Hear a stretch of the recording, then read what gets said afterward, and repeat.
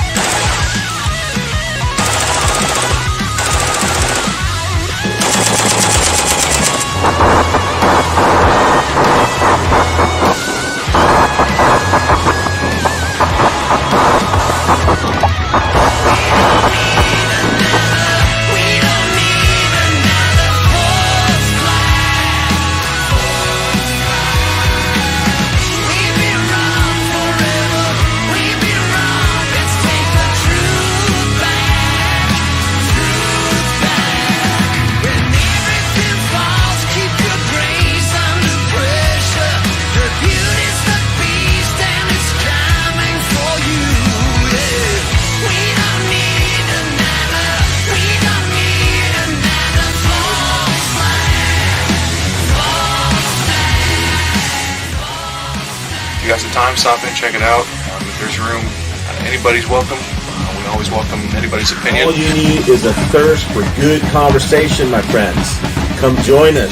Tell me what you think. Join us at the Green Dragon tonight. Tell me what you think.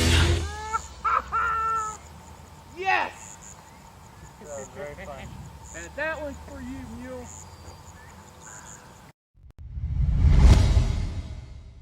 What's up, everybody? How you doing? Mule Team has joined us tonight. That's cool. I thought I was just gonna be like, "Hey, everybody, we're just gonna chillax. I'm gonna smoke some dope, and we're gonna get high." What's up, Mule? How you doing? Hold on, make sure everything's working. You're muted, by the way. Hey, yeah, I'm putting my grandson to bed. We're watching a little bit of Spider-Man gameplay Nice. for the new Miles Morales Spider-Man game. Waiting for him to pick up his Spider Kitty. But I'm gonna mute myself and let you get on with the show. But once he goes to sleep, I'll join in. Yeah. No problem, bro. No problem. All right, cool. Hold on, everybody, for 1 second while I figure this out. That just went away, I think. No? Yeah? No? Wow, really? It didn't go away. I closed that down and it didn't go away. All right, cool. We're learning new things. And I just need to bring up my chat. Sweet. So we have a few people here. What's up, Biker Bob? Hi, fuckers. How you doing, Biker Bob? Real Girl is saying hello. Mule, saying hello to Mule. And that's pretty much it. Sweet. So I was hoping, and I was really hoping that Irish USMC vet would be joining us tonight. Most likely not, because he always has some excuse how his internet don't work right. And, you know, can't have a... But, oh, chocolate. Thank you. That's a special chocolate. It's a special. What, one of these? I would do two, but it's gonna hit you hard like it did me. How about I just do one? Yeah. Man, it like tripped me We out. should get some peanut butter to go with this chocolate. Okay. So hopefully everybody's week is going good. We have a few friends in Link. Oh, yeah. Hold on, Biker. I didn't know you wanted to join. Yeah. Invite. It's the same link as usual. Huh? I'm like, yeah, get him the hell in here. Okay, Riddle. Thank you. Hold on. I gotta go to that page, apparently. Look at me. All ready to do this and stuff. Hold on. Oh my goodness, I'm not even high yet, and I'm already screwing this up. Okay.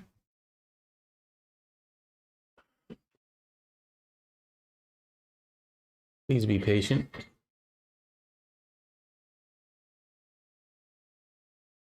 For some reason I thought, oh yeah, I'll just have the regular chat open, or the Restream Chat open. I don't have to have like the normal chat open. No, I do, because I have to have that for the link. There's the link. Pin that to the top, and there we go. Just so you know, some people won't. Some people won't be allowed in just because I don't want to talk to them. Oh, and hey, that edible is going to take a few minutes to kick in there, pal. Yeah. No, I remember the last piece of chocolate. Am I going to have to flip my... No, that's the thing behind me. Okay. That little... No, you're good. What? They can't see you, buddy. Or maybe in the dark. But we're watching Spider-Man play the game. Nice. What? Why is he in the dark? Why is he in the dark? Because he's running the show. That's Stinger. Yeah. You know what? He actually slept in this room before you did. Yeah, before you were born. Right in this room. Just a couple nights. Yeah. Yeah. Well, anyway. My bed? No, not in your bed. Not in your bed. My mom? No. Everything's changed since then, but this room. The four walls are the same. Right, yeah, not your bed. Anyway, just wave hi. Let's see if we can get you back lit. Heck yeah. Okay. Now go to sleep. Okay, Papa's trying to talk to somebody. All right. Anyway, yeah, Lord was here. Yeah, I saw that. I went to jump into. That's why I turned the mic back on. Was tell fucking war drums to get in. Oh yeah, here comes Biker Yo! Bob. Hey, what's up, Bob? How you doing? Damn, I haven't seen you in a long. Well, I haven't talked to you in a long time, but yeah, it's good to see you again. Somebody else got a real beard. That's actually pretty cool. Not anymore. I keep it short now. Yeah, but really does all this stuff. I shave mine off every spring when it gets hot, but I shave all the head hair off every spring. I don't know. Every time I get my whiskers a little bit long where they go up my nose, that bothers the shit out of me, and I just shave that off. Well, that's why you comb it, so watch it your goes show. down. Then it goes into my lips. Yeah, well, yeah, keep it trimmed, right? You gotta have a stylish mustache. Ladies love it. Oh, yeah, It's the little French tickler. Imagine a toothbrush on a clip. Hey, hon, you hear that? We're going to use the toothbrush next time we go at it. Oh, yeah. Yeah. No. No. Oh, believe me, all women know about electric toothbrushes. Wardrum says shaving is for pussies. Texas is effed. I just got off the... Well, I didn't talk to him on the phone. I texted him. Glocker Bob. He's in Texas near the Dallas area. Apparently, he was hit hard pretty bad, too, but at least he had gas, or city gas, so he was able to get a space heater that was propane and... Okay. But still didn't have any power for quite a while. I guess he has power now, so that's good. Well, I mean, you know, that's the thing is, like, I live out in the middle of, Canada. The middle, but southern Canada.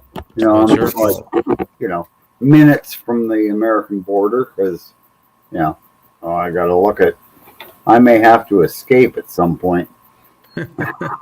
You want to come here? You do know, oh, hell yeah. You do know what's going on around here, right? I mean, all the gun legislation trying to be passed right now. You know what? With all your bullshit, you're still better than we are. Yeah, I mean, we have some weird laws. Like, I remember I watched Timcast, or that he's kind of left, but he's kind of right. He's kind of moderate as hell. I know who he is. Yeah. Yeah. So I watched one of his podcasts. I think tonight. Might have been tonight. Yeah, it might have been tonight. I don't know. I've been drinking and smoking a lot. Days just blend together.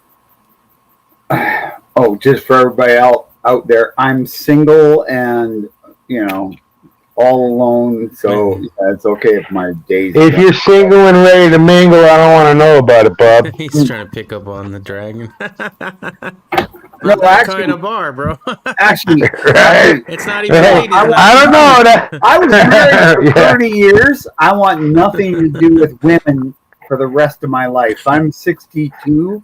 I'm good if I never have to fucking deal with a woman the rest of my life, or at least be in a relationship with one. Fuck them. And just to let everybody know who doesn't know Bob, I've known Bob since when he was married. Oh, really? Yep. How'd that one turn out for you, Bob? I loved being married. I loved my life, and I had this wonderful house with a great bunker. Yeah. And then beautiful gun collection. Bitches are crazy. Bitches are crazy. Everything was paid for. That's the thing that drives me nuts. Man, right? everything was. I owned fucking everything. Like, I bought her car. Like she owned it, Bob. I bought it cash, right? I just bought her a car. Went, here you go, Brett. $500. Oh, isn't that great? She was like, oh, I love it. Blah, blah, blah. And like 2 years later, I hate you. You're horrible. I don't know. Yep.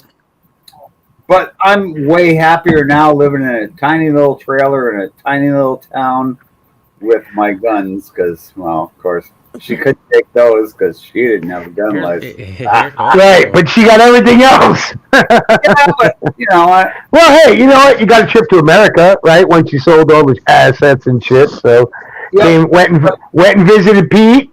Hung out down in Arizona with Pete for a while. I spent 2 years in America, and I think that was the best thing I ever did. Yeah. I found out because I was a typical Canadian, right? I lived up north.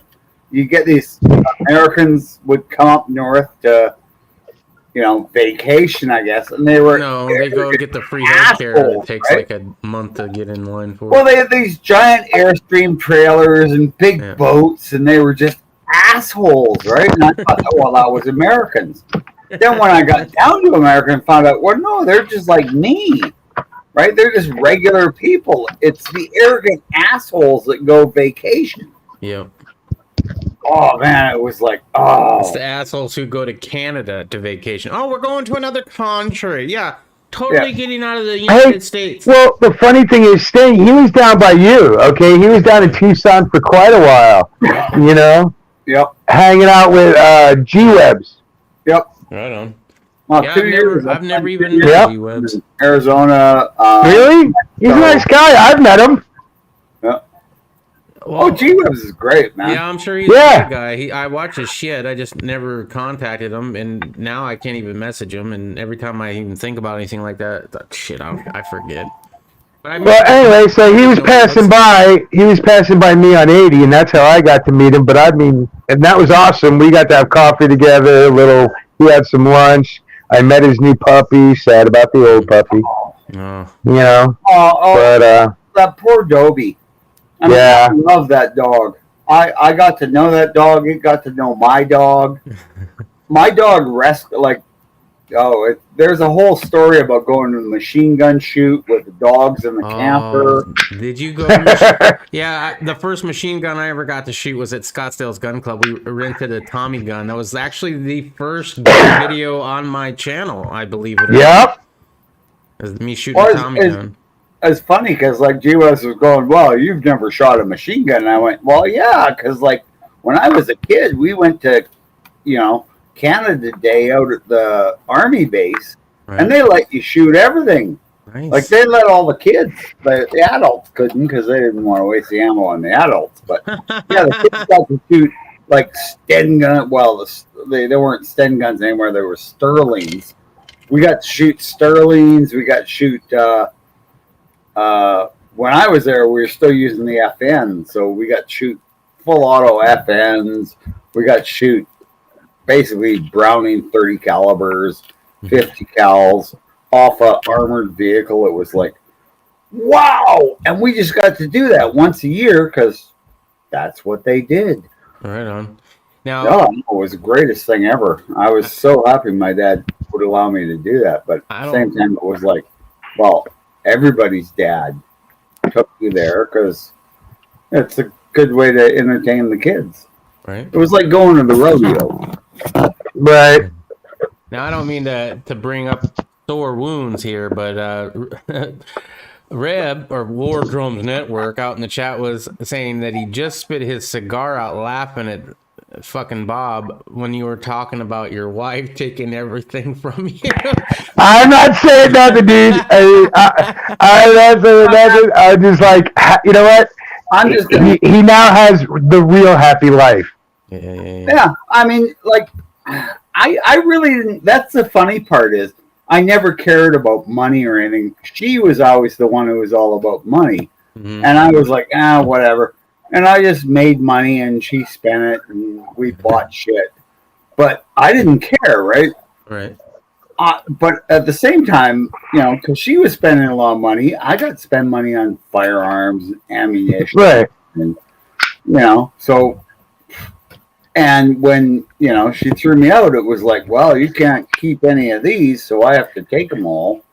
This is the one time that it's nice not to have your wife in your hobby, right? Yeah. I'm blessed that my wife loves shooting guns as much as I love shooting guns. And when I say that I need a new gun, she's right there like, yeah, you do. And I'm like, yes, best wife ever. She'd want. Yeah, you're lucky. But Bob over here, if he had done that, if he had been living that life, he would have lost at least half your guns. Probably most of them. I mean, knowing her. I mean, fuck, she took everything. Now, how long? I'm amazed. I'm really amazed she didn't make you sell them. That's what I was amazed at when I heard your tale of woe, my friend. But back in the day, but I remember all I could think of was, man, I'm amazed she didn't make them sell them. That shit's awesome. Well, or make you buy your half of them. You know what I mean? Yeah. Well, that's the thing is here it's just like because guns are just such a they're not even they never used to be even part of the equation. Mm-hmm. Now they've gotten really big, Now it's like there's going to be a new election and the other government wants to put these really crazy gun laws in, And they're saying guns that you bought legally and aren't registered or anything like that, now you have to register them as prohibited and can never sell them, can never use them. Wow. All this. Well, I just hope all those. Well, you know what? Here's the thing: you live according to the crown, right? So your bone. They've been keeping every gun you bought that wasn't from another individual that you didn't go through the government for. They know about, right? Well, yeah. So, but they don't know about the ones that they've just made illegal. And right, and those would be the ones that like got lost in a glacier, 20 million handguns out of a population of like 38 million or something, or 20 million, not handguns, 20 million guns they just made illegal, and only about 10% of them are registered. So well, you know what? There you go. Yeah. Okay. How do you? Okay. What? I'll be right back. I'd be looking at getting into 3D printing. That's what I did. I'm not even worried about that. I can go to the goddamn hardware store and make a slam fire shotgun for $10, right? Yeah, and your left hand. Yeah. Well, you only got to use that once, then you get to take cop's gun away, right? That's the whole point of those liberators or anything like that. If you're only taking on the one police officer, maybe. Yeah. Well, exactly. That's the way you want to start, right? And that's the way the insurgency starts. But we don't even have to go there because everybody in Canada, well, I mean, like everybody I know, it's so funny. I live in a town that's got 260 people, and at least 200 of them hunt actively. Every year they get a deer. Either they do, or they go out with their granddaughter, or they go out with their grandson, or their son, or whatever. But everybody hunts. Everyone's got guns, and I keep hearing all this liberal media shit that Canadians aren't into guns. Canadians don't like guns, and I'm like, where the fuck do you get that? I know people who have AR-10s, which are prohibited, because when the Portuguese got rid of their AR-10s, Canadians went, oh hell yeah, it's an AR style rifle in .308. Yep. Well, great for moose and elk and fucking anything, really. Can't find .308 now, though. I'll tell you what. I don't have that caliber right now. I don't understand why people are short on ammo. After the Obama years, I was never short on ammo. I mean, I stocked up so bad. It was like I was buying crates of ammo when I could find it on sale. And 22 rounds. It was like every time I went to the store, they got brick of 500. I'll buy that. Right. And it was like every couple of weeks I was buying ammo, and now it's gotten to the point where honest to God, when I had to leave my house, it took a 3/4 ton truck. I'm not shitting you. Wait. I left my house. Full of ammo. You left your wife's house. Okay. No, it was my house at the time. But when I left that house, man, I looked at that 3/4 ton truck. I could not have put any more crap in it. I had guns stacked all the way in the back seat of that 4-door truck, all the way to the ceiling. Gun cases. I had to borrow gun cases from people. Yeah, that's what would happen to me. Mm-hmm. It would take at least probably a 1-ton. Yeah. Wow. Oh, I know, it's crazy, man. And I, now I I'm really should rename my channel in my Paycheck trailer Patriot. in Gainsborough, and it's like I ain't worried about nothing now, man. I honest to God, the zombies could attack. I'll fucking nail the door shut, cut a hole in the roof, crawl up on the roof, and just pick them off for days. Well, yeah, the thing about zombies is they don't shoot back, right? Everybody else comes and shoots back. Yeah, I know. So it's just, right up a fat one before you go, and thank God your grandchildren ain't around, right? Yep. Well, I don't have any grandchildren, luckily. Well, I do, and I just put one of the critters to bed, and the other one's being kind of annoying. My kids are only like in their 20s. Yeah, and? Yeah. And they don't have kids because they're... well, I got one that's a breeder, and, the other... Putting it, I guess. No, it's true. My buddy married a breeder. Right. And within every single time. Within 5, 6 Honest. years, they had... What am I going to lie about? Kids. They had 9 kids. The dude gets sex like twice a year at best. Look, all I'm saying is, I got 6 grandkids, right, and none of my kids are 30. Yeah. So, yep. And I got one daughter that has 5 kids, and one daughter that has 1. Yeah. So, well, my buddy's got one son that's got 12. Yeah, some people just like, actually, whatever. They tried to stop at 6. They got him fixed, and then that didn't work. Well, then they ain't his. After both of them were fixed. Think about that, right? Then you know what? God's wanting them to keep going. Yeah. So if they both got fixed and yet they're still pushing out kids. I'm converting over to. I'm telling you, man, the kids, like some of the later ones are a bit odd, but most of them are great kids. Like, I mean, they got. Well, they should be. Those swimmers got to be fucking supermen. You think about that shit. If they're getting through a fucking vasectomy and a hysterectomy or tubes died, right, and that motherfucking swimmer still made it. Yep. That motherfucking Superman. Yep. I like that. President of the United States. I'd vote for that. Well, you know what? Fucking Prime Minister of Canada. His brothers will tell him, like, go do that. And he'll just okay. And he'll go burrow into the sand dune. Okay. And he'll just start doing it. Hey. Well, I just thought that was Canadian. Hey?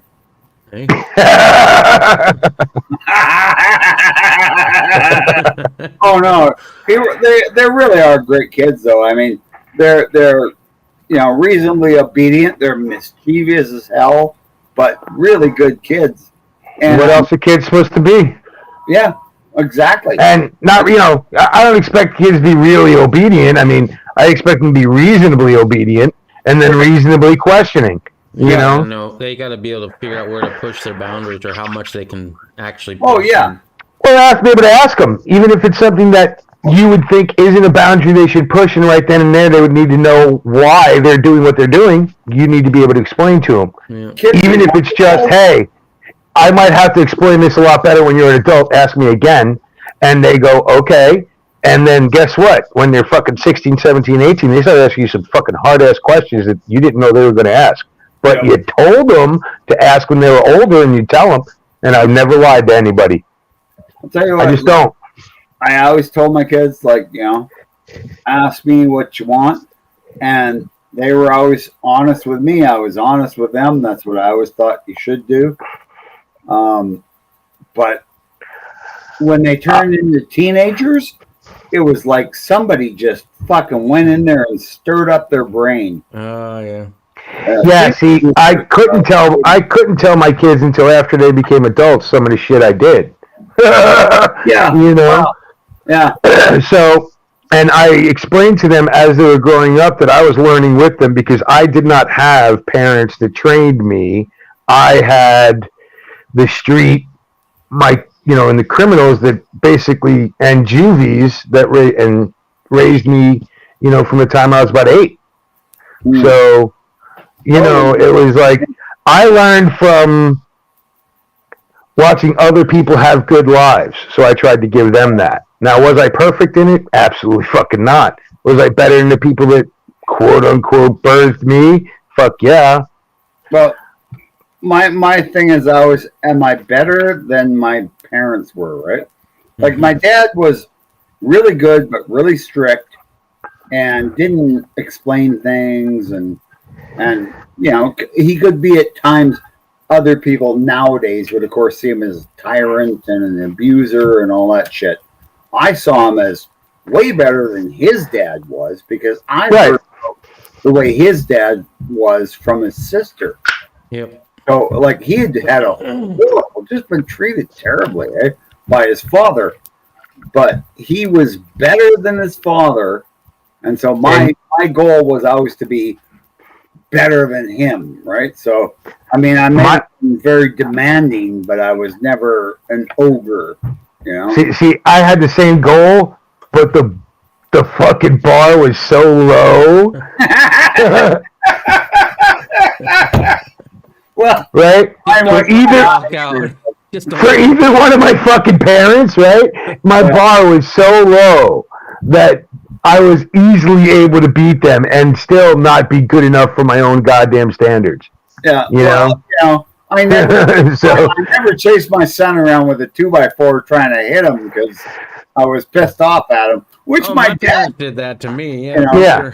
Yeah, same thing. You know, I never got that shit. I never gave out that kind of discipline, you know, and, you know, the corporal punishment was reserved to me, basically, and the hand and the ass, and that was it, except for once or twice when they mouthed off so bad that my hand didn't even know my brain didn't even know what my hand was doing as it was slapping their face when they told their mother to fuck off the first time, right? So I had to deal with that. My son punched my wife, right? He'd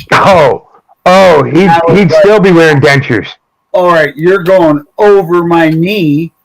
Unfortunately, because of I just been through shoulder surgery, and I couldn't get him over my knee, and I was so pissed off.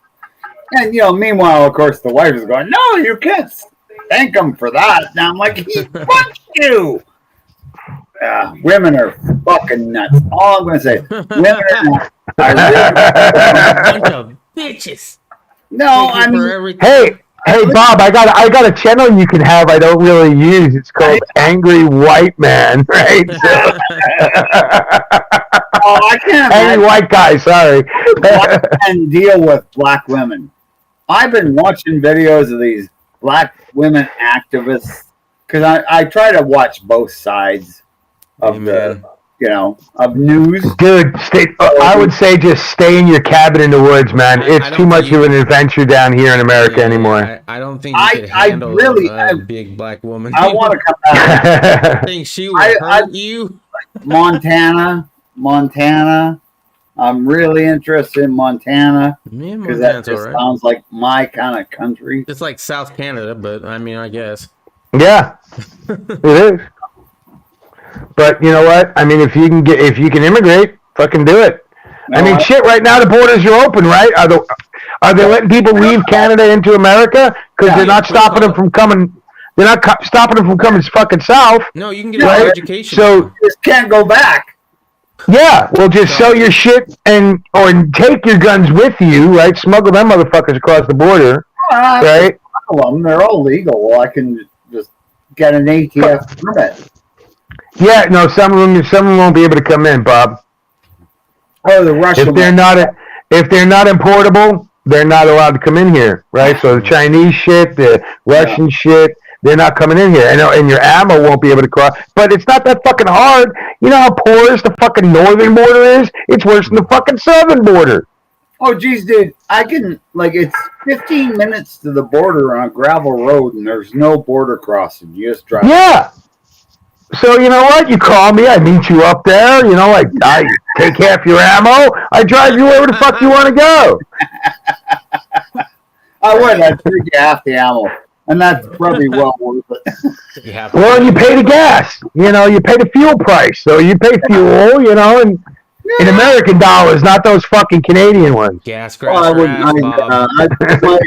Most of my you know what? The thing is, computer with Bitcoins. I have a computer with 100 Bitcoins on it. It doesn't work. Oh, we're good to go then. Don't worry about it, buddy. We're on our way. They're like what, You just $50,000 each now? bring the guns and ammo. I'll meet you on the other side of that gravel road. Fuck, if it's only 10 minutes in, I'll fucking drive in. I don't give a shit. Yeah, by the way, ATF and anybody else who's listening, we're only kidding. We're only kidding. This is a joke. This is a joke. Just stand-up Oh, comedians. God, because you got to say that nowadays, right? Because they'll think it's serious. I mean, Who the fuck knows? They'll use it whatever way they want to. So. Oh, nobody. Montana just went constitutional carry, says Patriot Rooster. That's cool. Nice. Another state. So once you cross that fucking border, dude, what's on the other side, by the way? Is it Montana? No, unfortunately, right across the border is North Dakota. Yeah, that ain't bad. No, It's about an hour, not even an hour, maybe an hour to Montana. Oh, South Dakota or North Dakota. Oh, so you're fucking like right on the border of both. That's pretty cool. Yeah. Oh, yeah. So I take the extra hour. Yeah. Go to constitutional carry. Part of the reason I really wanted to move down here, right, is I'm really close to the border. It's a tiny town, like I say, 260 people. Everybody hunts. It's right in the middle of the oil patch. Like where the oil is in Canada. That's that was supposed to be coming down through the pipeline. What's that? The one that was supposed to be coming down through the pipeline. No, I'm pretty sure you're not at the oil sands. You're at where the oil's easy to get at, like it's in Montana and fucking North Dakota. Oh yeah, it's like we have.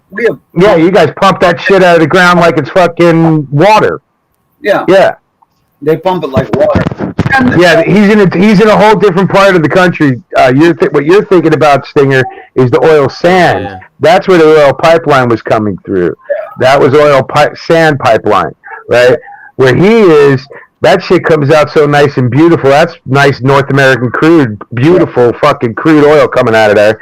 And it's so easy to do and refine that that's the best shit in the world. Well, what I've heard is you could basically, if your truck's already running, you can pump that fuel in it and it'll keep running. Yep. It's grade A American crude, baby. Yep. Well, Canadian on his side of the border, but the fucking oil doesn't know the difference. No. Exactly. And the thing is, what people have finally figured out, which some people have figured out, is that, if crude oil is made from organic matter that's pushed down, that's how it's made, it's going to keep doing that because organic matter keeps getting squished down. Yeah. Right, so they never talk about that, do they? No, they don't. They don't want to. Well, I wonder, I have a question, and I'm a dummy, right? I'm a fucking moron who's a breeder, right, with a lot of guns. So I got a question, right? We can now make synthetic diamonds. Why can't we take organic matter and previously petroleum matter, right, plastics and shit like that, and do that kind of pressure artificially we're doing and create oil?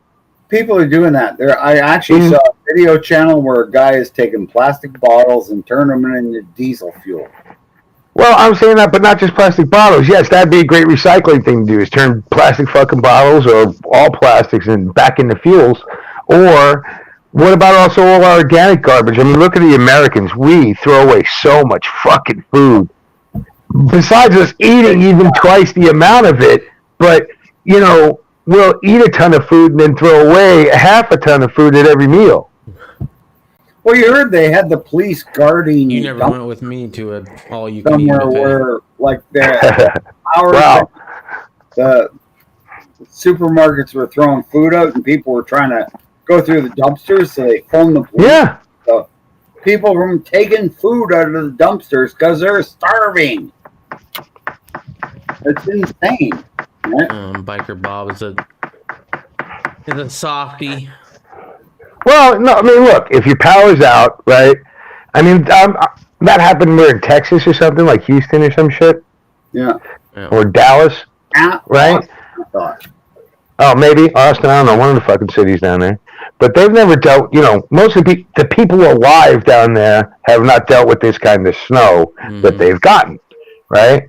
And you know what? Hell froze over. You know what? Fucking Trump lost the election. Biden's shitting on everybody. Hell froze over. Okay, we understand. Some preachers preaching it right about now, making a bunch of ties. Yeah, but it was like 10, 11 years ago. Texas had a snowstorm. Not like this, Bob. Bob, this is seriously. Yeah, it's not no joke. This is way different. It's nothing to you. It's nothing to me, right? We who live in the north and see that shit every winter, we laugh in ways. But imagine if all your shit's set up for 50, 60 degrees. So now no power, no nothing.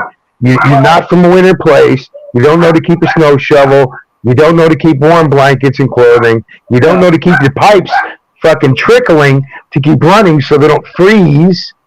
And they're all exposed, right? They don't have in-ground infrastructure. Everything's exposed. Nothing's insulated. No wire. No pipes are insulated. Not just fucking in houses, but in municipalities. Well, yeah, and then they lose 25% of their power because the windmills froze. I mean, you know, and it's like, whoa, why did you have de-icing, stuff ready? Oh, you mean the petroleum de-icing that we're supposed to, like, save in order to save the green shit that's now freezing up? It's ridiculous. And no governor will say, I want to spend $50 million making sure that this never happens again, because by the time it happens again, they will not be in office, right? They're only elected for a certain amount of time, which I think is good. I think you have term limits? No, unfortunately. Okay, I thought you were saying they had term limits. I'm like, I'm going to move to Canada. I love the idea of it. I think yeah, but the only problem is the people that would have to vote for term limits are the very ones who don't want them. I know. It's horrible, huh? Yeah. Once they get in, they shut up about it. What's the chat room have to say there, Sting? Haven't heard from War Drums in a minute. Look, people, he shares the link. I'm going to tell you fucking people the same thing I used to say back in the day. If you got shit to say, get on. Right. Yeah. Right? Because we do want to hear from you. Well, right now, the most vocal in the chat is Gerald B. He's in Maine, and he has a hell of a time trying to get a signal. So I know he would love to be here, but he'd be having a problem being in here for sure. He's talking about had to go to my Wi-Fi to get the phone. He's on his phone right now watching this. That's how bad his internet is. He has two Remington 7.42s, both in 308. My deer gun and my wife's deer gun. Hunting anything bigger than my 30-06 or 7mm rim mag. You'd be having a problem being in here. And Man, that's one of the few ammos I see on my shelves everywhere is 7mm. Yep. And let's see, 300 Win Mag, and I've seen some 338 Lapua, and I'm like, God damn it, I think I'm gonna have to go big. I do need a bolt gun. I do not have a bolt gun, and I've been thinking about that too. But it's got to be something I can find on the shelf today.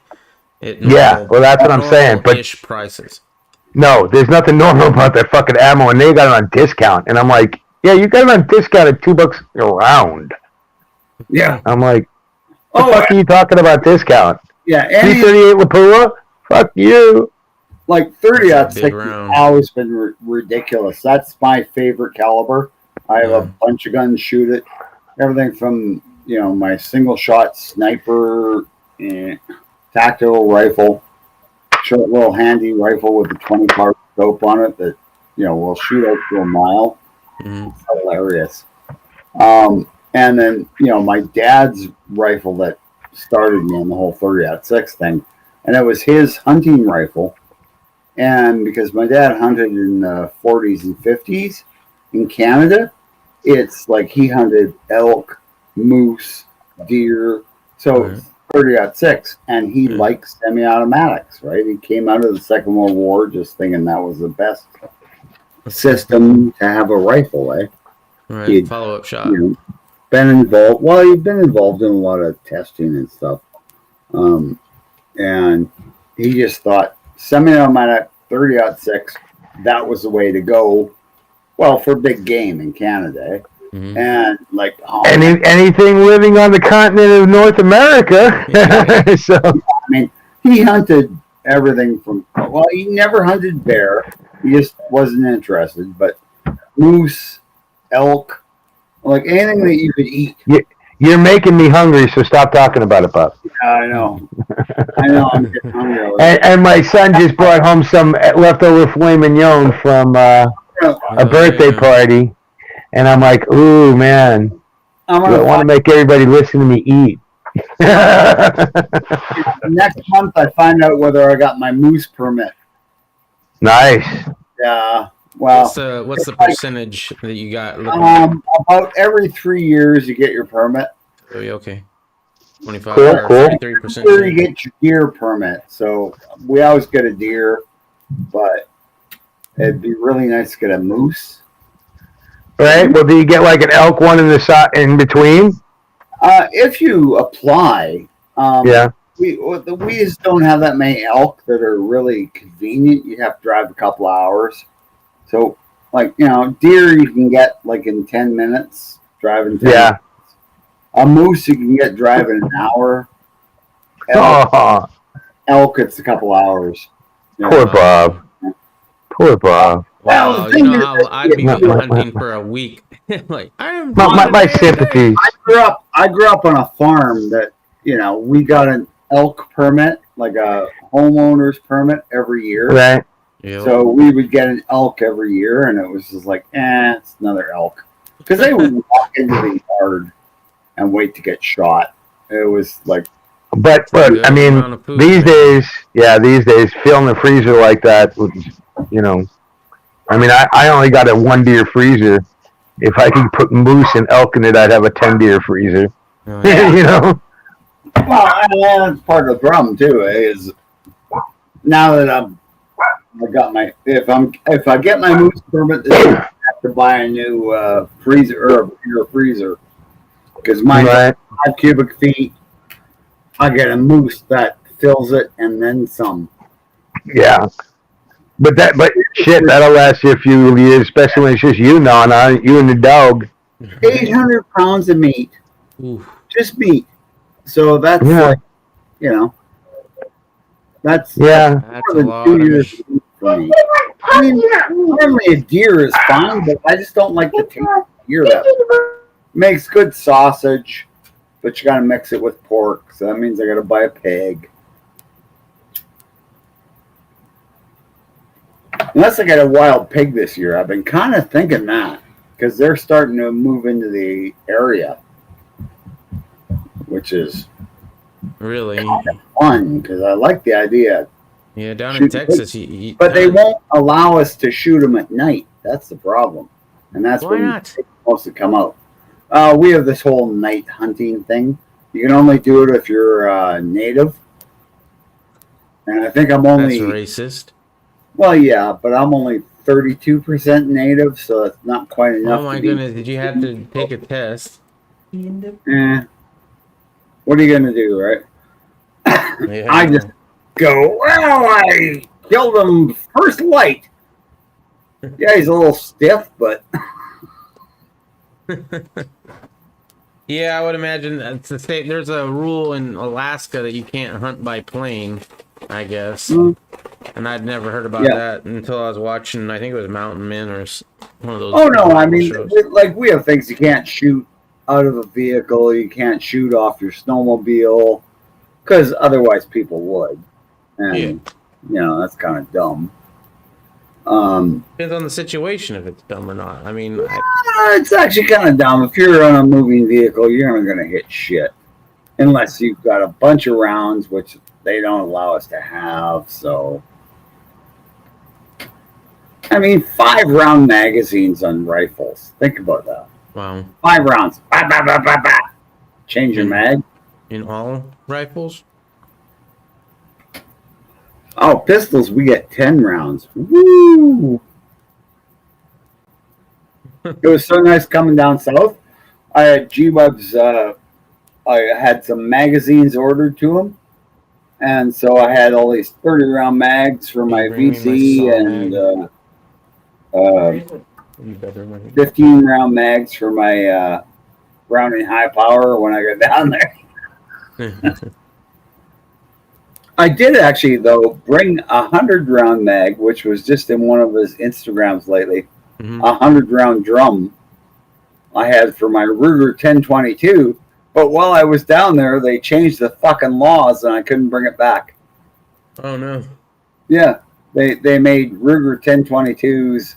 You could only have 10-round magazines for them. There was a rifle. No, so that would be a rifle that had more than 5. So it's okay for the 22s to have more than 5, but any other rifle? Rifles could have, like a rifle 22 could have as many as you wanted, right? You could have a drum. I had a 110-round drum. I had a bunch of 25-rounders, all that.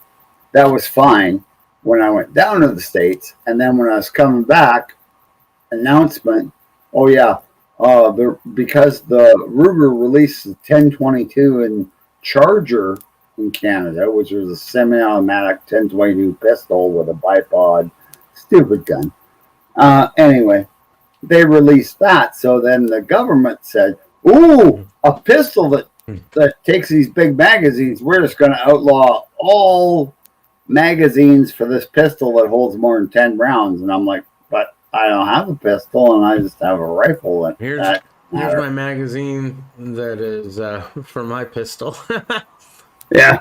Oh, I know. You know, the funny thing is, we can buy those in Canada, but they have a rivet in them to restrict them to 5 rounds. Dude, this will hold 150.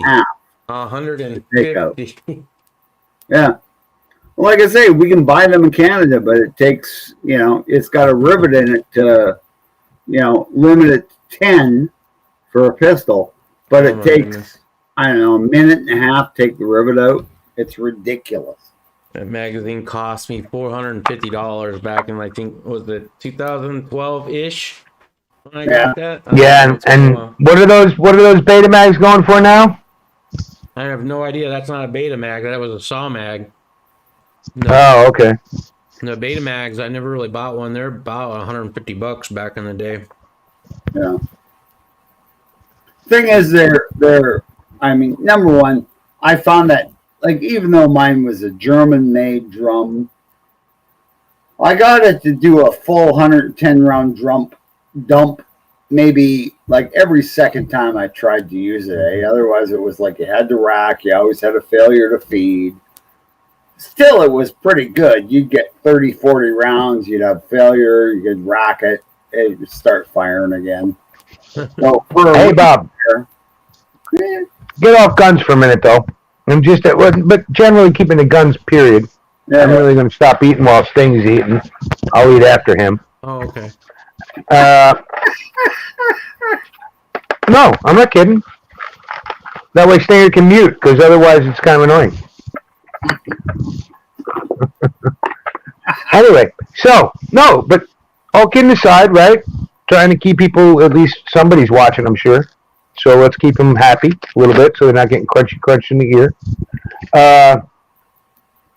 You're basically you've dealt with, right, the shit that we got coming if people get what they want, right? At least a large portion of it with the registrating, with having to register all your firearms and having to be licensed, and they know everything that you got for as much as you let them, I guess.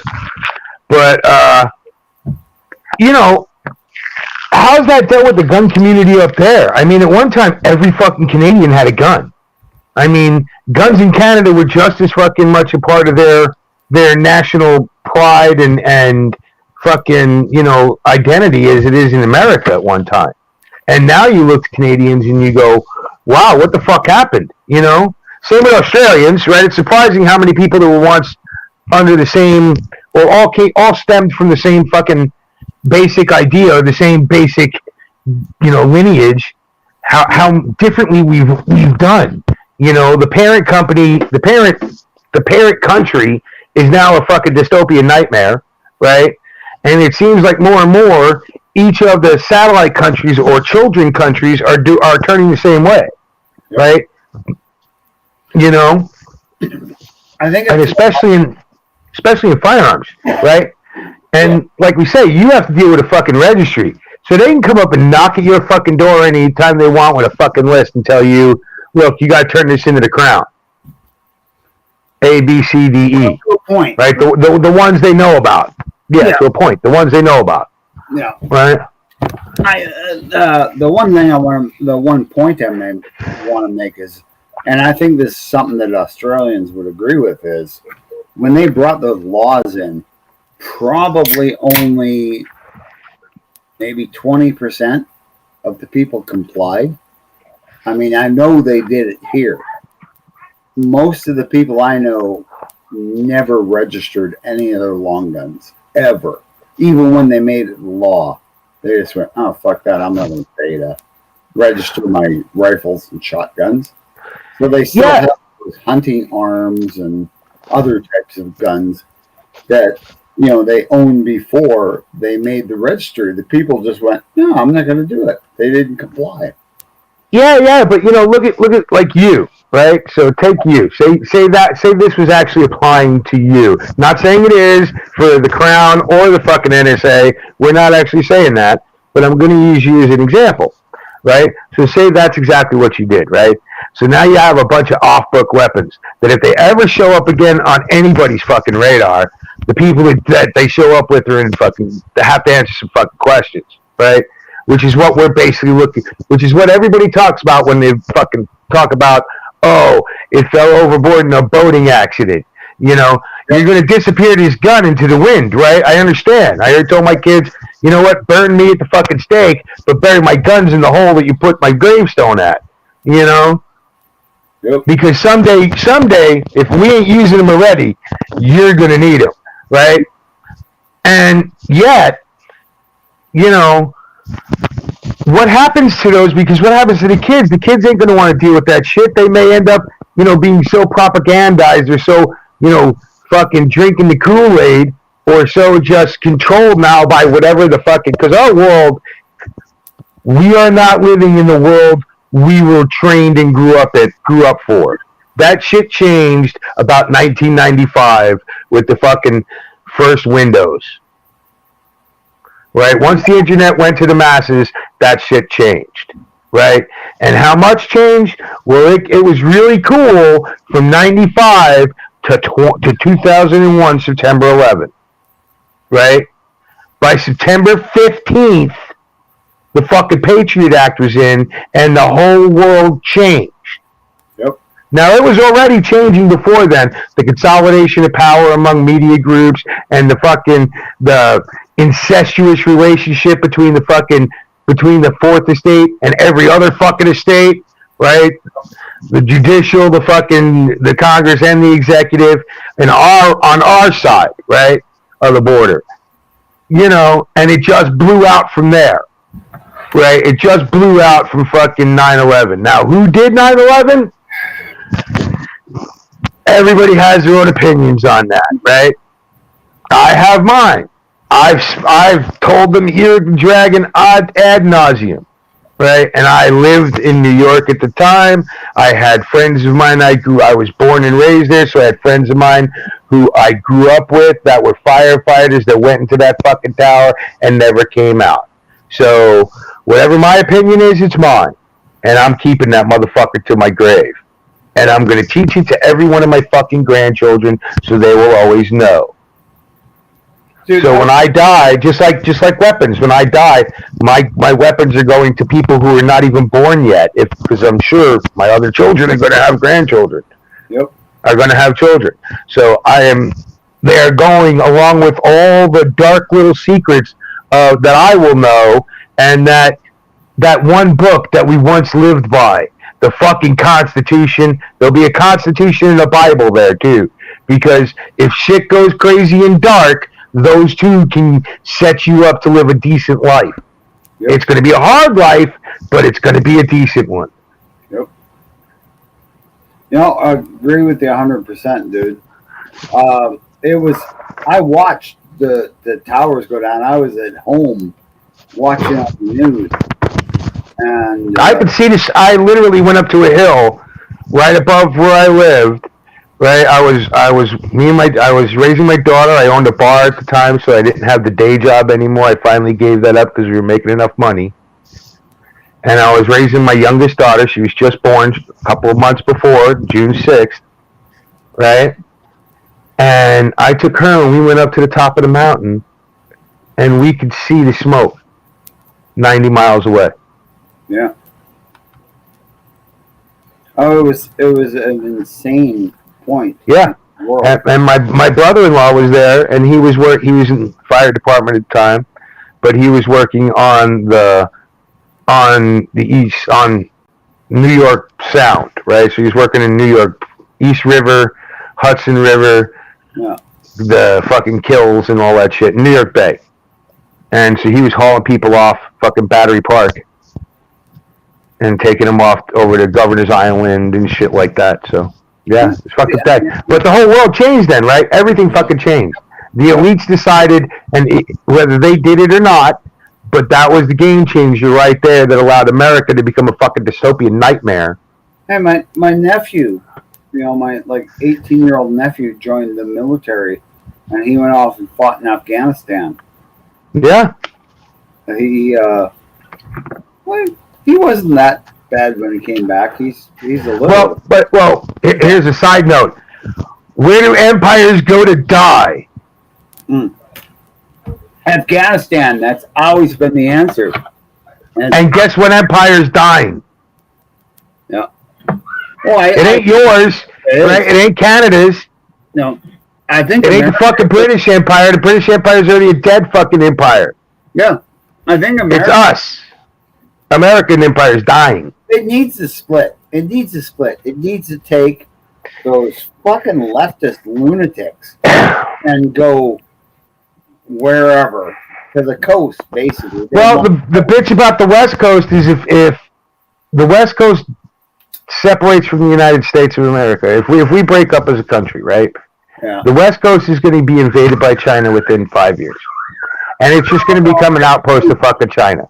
And whether it's by immigration, like the people coming up from South America, right, or by direct asking for intervention by the fucking separate portion that was once the United States from China, because they are so linked into China already. Yeah. People don't realize from fucking Vancouver, from fucking Juneau down the coast, how much money fucking China has invested in property in both countries, in our energy, right? In our energy system, in our in all our hard resources along the coast, right? They're buying them up quietly through trading companies and shit like that, and corporations. They're quietly buying them up, just like Bill Gates is buying farmland all in the middle of America and Canada, right? Why? He's telling everybody to fucking eat fake meat while he's buying up all the fucking farmland in America. Why? This is a guy who preaches that there's too many of us on the world and we need to thin the herd out. Well, why does he want to thin the herd out so he can? Well, but let's be honest about that. If they really believe that, then they wouldn't have done shit about COVID, and they would have told people to go fucking about their business. Yeah, the whole thing is, what's the COVID vaccine? It was it's a genetic modified. First time ever they've used I have no idea what the fucking thing is, and I don't think anybody's going to. We all have our fucking conspiracy tinfoil hat fucking versions of it. Yeah, flash something, Stinger. Okay, we don't want to get banned. This is not medical advice. Nobody is telling you not to get whatever thing you need to get. to survive in your life for whatever reason, right? Whether you believe you might be able to get the Szechuan sniffles, the fucking Hanku Flui, whatever the fuck you want to call that thing, whatever. I'm not even mentioning her name. It's like that fucking one dude that, tried to help get Trump impeached. You can't mention he's fucking Voldemort. You can't mention his fucking name without getting banned. So I'm not mentioning anything. I'm not mentioning anything. If you get the sniffles, go do whatever the fuck you feel you got to do, right? And if you need to get something, if you need to get a vaccine to be able to go about your daily and buy your food and go to work and fucking buy whatever the fuck you need to do, then you do what you need to do, right? I am not giving you any legal, medical, moral advice. I don't give any, right? I do not give medical advice. I just say, So, quickest way to get banned these days is fucking, handing out that shit, even if it's your opinion. Yeah, if I was really worried about viruses, I wouldn't have a beard. Because, put a mask on this, it ain't filtering shit. Well, except what my beard naturally filters. Funny how we all forgot about all the different orifices that you can get sick from. Oh, in China, they want to start testing for COVID by swabbing. They have been. Yeah, they've been swabbing butt. But the China is the future of America, right? You look at China and you're seeing America's future, right? Where the government elites run they already do it, right? But they give you this idea that you have some semblance of freedom, right? Which is what they're trying to take away with taking away the Second Amendment, right? Because this is only a fucking symbol. Nobody's using them. You're not taking any of the freedoms you're losing back, right? Right. And when they come for this, most of the motherfuckers are going to do just what me and Bob are talking about. They're going to say, they're going to shut the fuck up. They're going to bury their shit. They're never going to fucking go to a range again unless it's a million miles away from anybody. In most places in America, you can't do that shit no more. Yeah. Somebody's within the sound of a fucking gunshot. Yeah. Right? I'll tell you, because I live in Illinois, but I live in rural Illinois. I live where when you drive, all you see is fucking corn and soy, right? All the farmland that fucking Gates is buying up, right? Yep. But guess what? You go to a private piece of land that's 4 miles away from the next house. That next house, 4 miles away, heard that fucking gunshot. Yeah. Well, where I live, they just go, whatever. And if they want to rat somebody out, they will. Right? We live in fucking East Germany at this point in America where everybody wants to narc on each other, or a large portion of it. 50% of the population is ready to drop the hammer on fucking the other 50% of the population.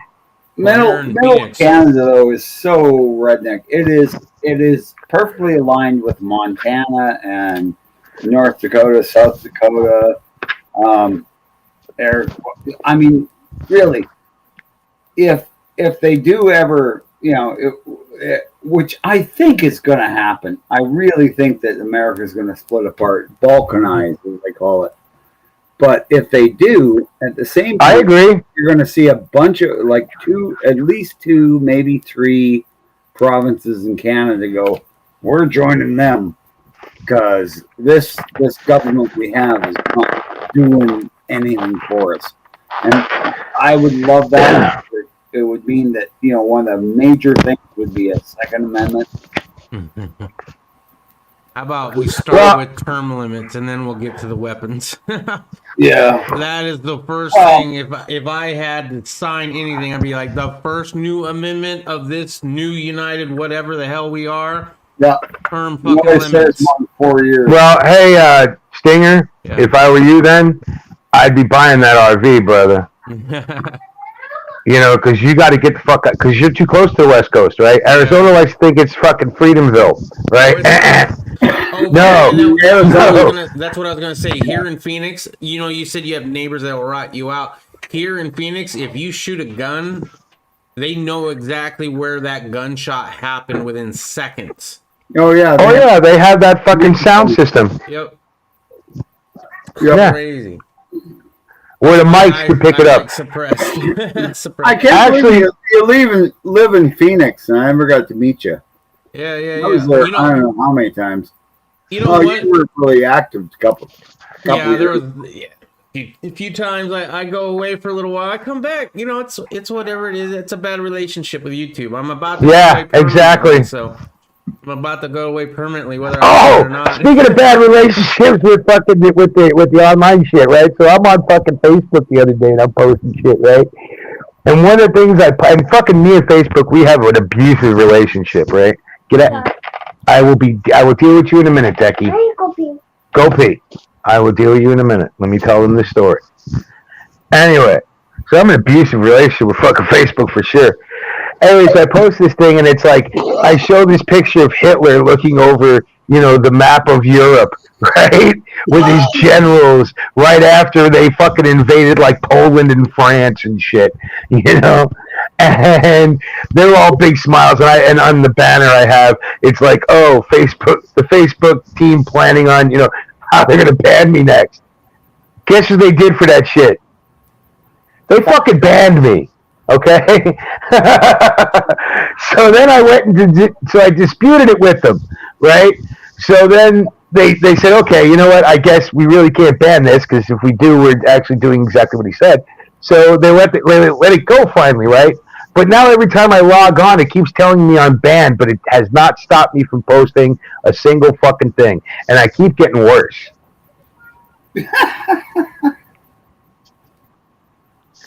I don't give a fuck. Well, no, I only burned Facebook so far because there's so many, there's so many family photos there. Yeah. I'm like ready to just stop posting, period, because I am going to fuck it up one day. I showed this one of a guy getting caught in a fucking lathe. That they tried to ban me, but I fucking fought it again. I'm like, no, this is a safety violation that I was showing people to be careful of. And it's marked, oh, she's going to have a fit.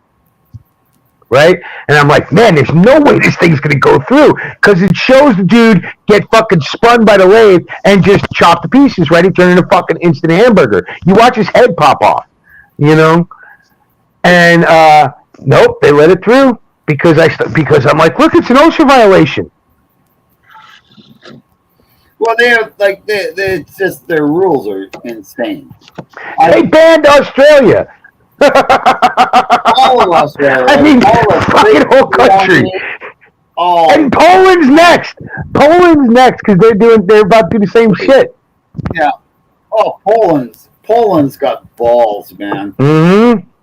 I'll tell you what. And from World War II, I remember reading as a kid about Polish fighter pilots in World War II, and I was just like, wow, these guys are fucking awesome.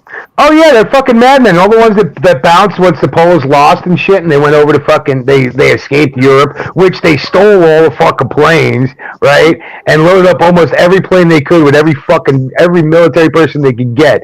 If you can shoot a gun or you can fly a plane, jump in. We're sitting 10 to a cockpit. Where are we going? Fucking England.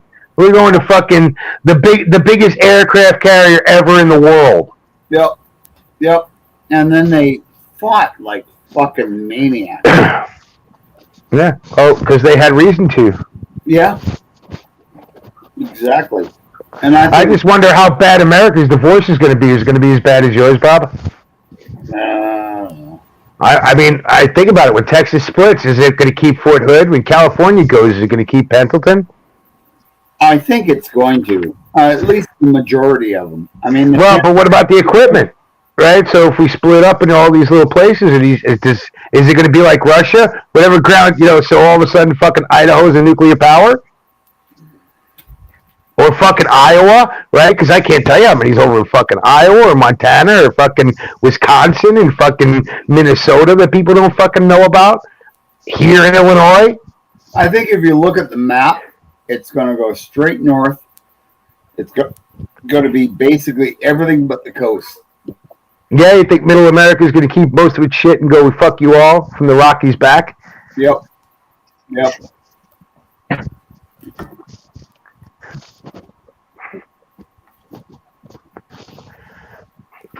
No, that's what Bob's saying, right? So you got the left coast, you got the east coast, and then you got the middle.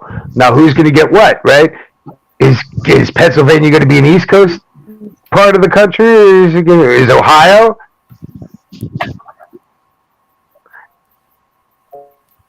Texas is going to take over. Texas is going to take over New Mexico.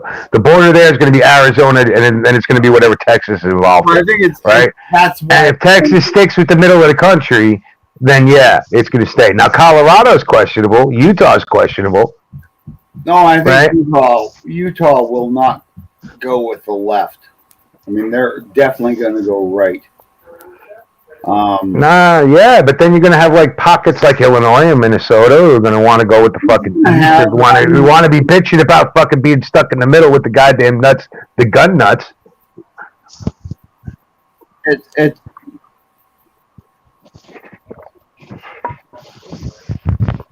I think. Well, that'll be the West Coast. Okay, the West Coast and the East Coast have coastlines. Nope. So they're going to join.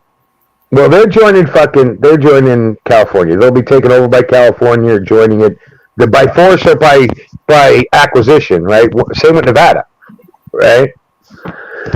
But now Texas is probably going to get at least a big piece of fucking New Mexico, yeah, right? And Texas has a coast, right? And if you think Florida is going to go with the East Coast, that shit ain't happening. That dong is going to go with Texas, right? Yep.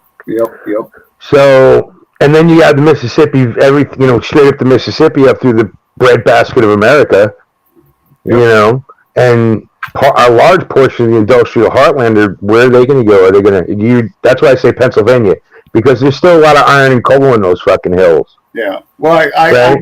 Just like Kentucky and Tennessee. I mean, you're talking about, what about the old fucking southern United States, right? A lot of those ain't as blue as they think. And there ain't as many fucking soldiers there as there once were, right? All that shit's moved out west where there's more land because they hated to have Fort Dix. Fucking everybody in New Jersey hates Fort Dix, right? But they won't if fucking all of a sudden New York is not part of the United States, or it's the only United States is the original 13 fucking colonies, right? Yeah, it was born and died there. Well, think about it. Yeah, well, pretty much. Makes sense, right? What makes sense? Take the center of the continent that's got all the resources. Most of them. Or take the coasts, which are mostly, Well, they have a ton of resources too. I mean, you think about it. Where did the gun industry start? Right up in the East Coast, at least in America, up in the East Coast of the United States. All those resources are still right there. They just don't want to fucking touch them no more. But they didn't. Right? They didn't have anywhere else to build them. Right. Well, but the natural resources were there, right? The iron, the fucking coal, the fucking water power resources, they're all still there, right? Now, nobody there wants to dig that shit out anymore. They built over fucking coal mines, right on top of them. Whole cities, Anybody ever heard of Centralia, Pennsylvania? The fucking burning city? Yeah. So, I mean, the resources are still there. They just don't want to touch them anymore. And they don't even know how to do it anymore. For the most part. Well, I mean, you look at upstate New York, where Remington used to be. Still is, but, who the fuck knows what they're doing? They don't make half the shit. They used to make everything, right? They used to be able to resource the shit from the area and make shotguns, right? Make pistols. Make fucking... They weren't getting that shit from... When they made the original Colts and the original Remingtons and the original Winchesters, they were all made on the East Coast of the United States. Mm-hmm. They weren't getting their resources from the Rockies. They weren't getting their resources from fucking... No, they were getting it right from their fucking... within a 100-mile radius. And they still got it if they want it. They just don't know what the fuck to do with it no more. Sorry, Gerald B. And I think that's going to be their problem. I did finally get to see Gerald B's picture, but yeah. He's having a lot of time. His video was on for a moment, but the audio never came through. Lance Corporal Veterans in there saying hello. Stefan Mickenberg's in here saying hello. That Elon Musk bought his country with jurisdiction, private, corporate, state. Okay. And StreamYard is using up too much of my bandwidth, says Gerald B. Spawn says, we have a Nightmare 2 in Europe. Core buying all goods. Elon Musk buy. Okay, that was that part. There's no rules, only for stupid people. Well, look at Nestle. Nestle's buying up every kind of water source they can if they can purchase it. You know, Elon Musk, I'm not surprised him buying up whatever resources he can to fucking build his own goddamn planet. You know, well, he's going to say fuck this place and go to Mars in about 10 years. So don't doubt it. Yeah, he's already got a plan in. Yeah, Elon Musk is just trying to get out of here. Which think about it. He wants to go home. He wants to go home. He already sent his fucking car, right? So it's hanging out. It's going to hang out around fucking Mars until he gets there, and then he'll figure out some way to bring it down and go fucking doing donuts on fucking Mars. Oh, I'm pretty sure a way better car by then. What? And that vet? Fuck it, that one's there too. He put it up there for that reason. You know. That was his first Tesla car. It was actually his first car. One thing I do want to say is I laugh when I think about all them fucking California people that went to Texas in the past year or two. Oh man, that's gotta suck for them. You know what I'm saying? Especially those Southern Californians that were like, yeah, the taxes, all this shit suck. I'm going to fucking Texas where I'm getting some freedom. Got people like Joe Rogan, right? All of a sudden, you're living in goddamn North Dakota. And then you got people like me, like, yeah, it was like 78 today. I had to turn on the air conditioner when I was driving the car a little bit. I was sweating up in there. Yeah, fuck you, right? And I got another friend of mine who's down in fucking the Keys, right? And she was doing the same shit. She's like, I'm fucking sitting here drinking mojitos on the beach. I'm like, fuck you. Mojitos? I know we're friends, but fuck you. That's hilarious. And then Colin's in Texas right now, and he told me when I talked to him yesterday, he said he's laughing every day because these people don't know what the fuck they're doing. You know? Well, I would imagine it's probably about the same as if that shit happened to Arizona. Arizona? Oh, yeah. We just don't. No, I'm not going outside. You make that mean white stuff go away. Not today. Not in my house. Well, I have friends from British Columbia, and we have an understanding. You know, if it's minus 35 here, they're not allowed to tell me that it's like minus 2 there. Because minus 2 in Canada is like, oh, let's go outside in just a light jacket. Right, yeah. And minus 35 is brutal. Your pipes freeze. Your car won't start. You know. Just, yeah, around here it's like what, 20 degrees Fahrenheit? Yeah, that's not too bad. Minus 35 is about minus 30 Fahrenheit. So it's yeah. I know when it's like 20 around here, you know, like today it was in the teens, and, you know, I had to go out for a bit. I had a vest and a hoodie, you know, because it wasn't windy. Yeah. Right?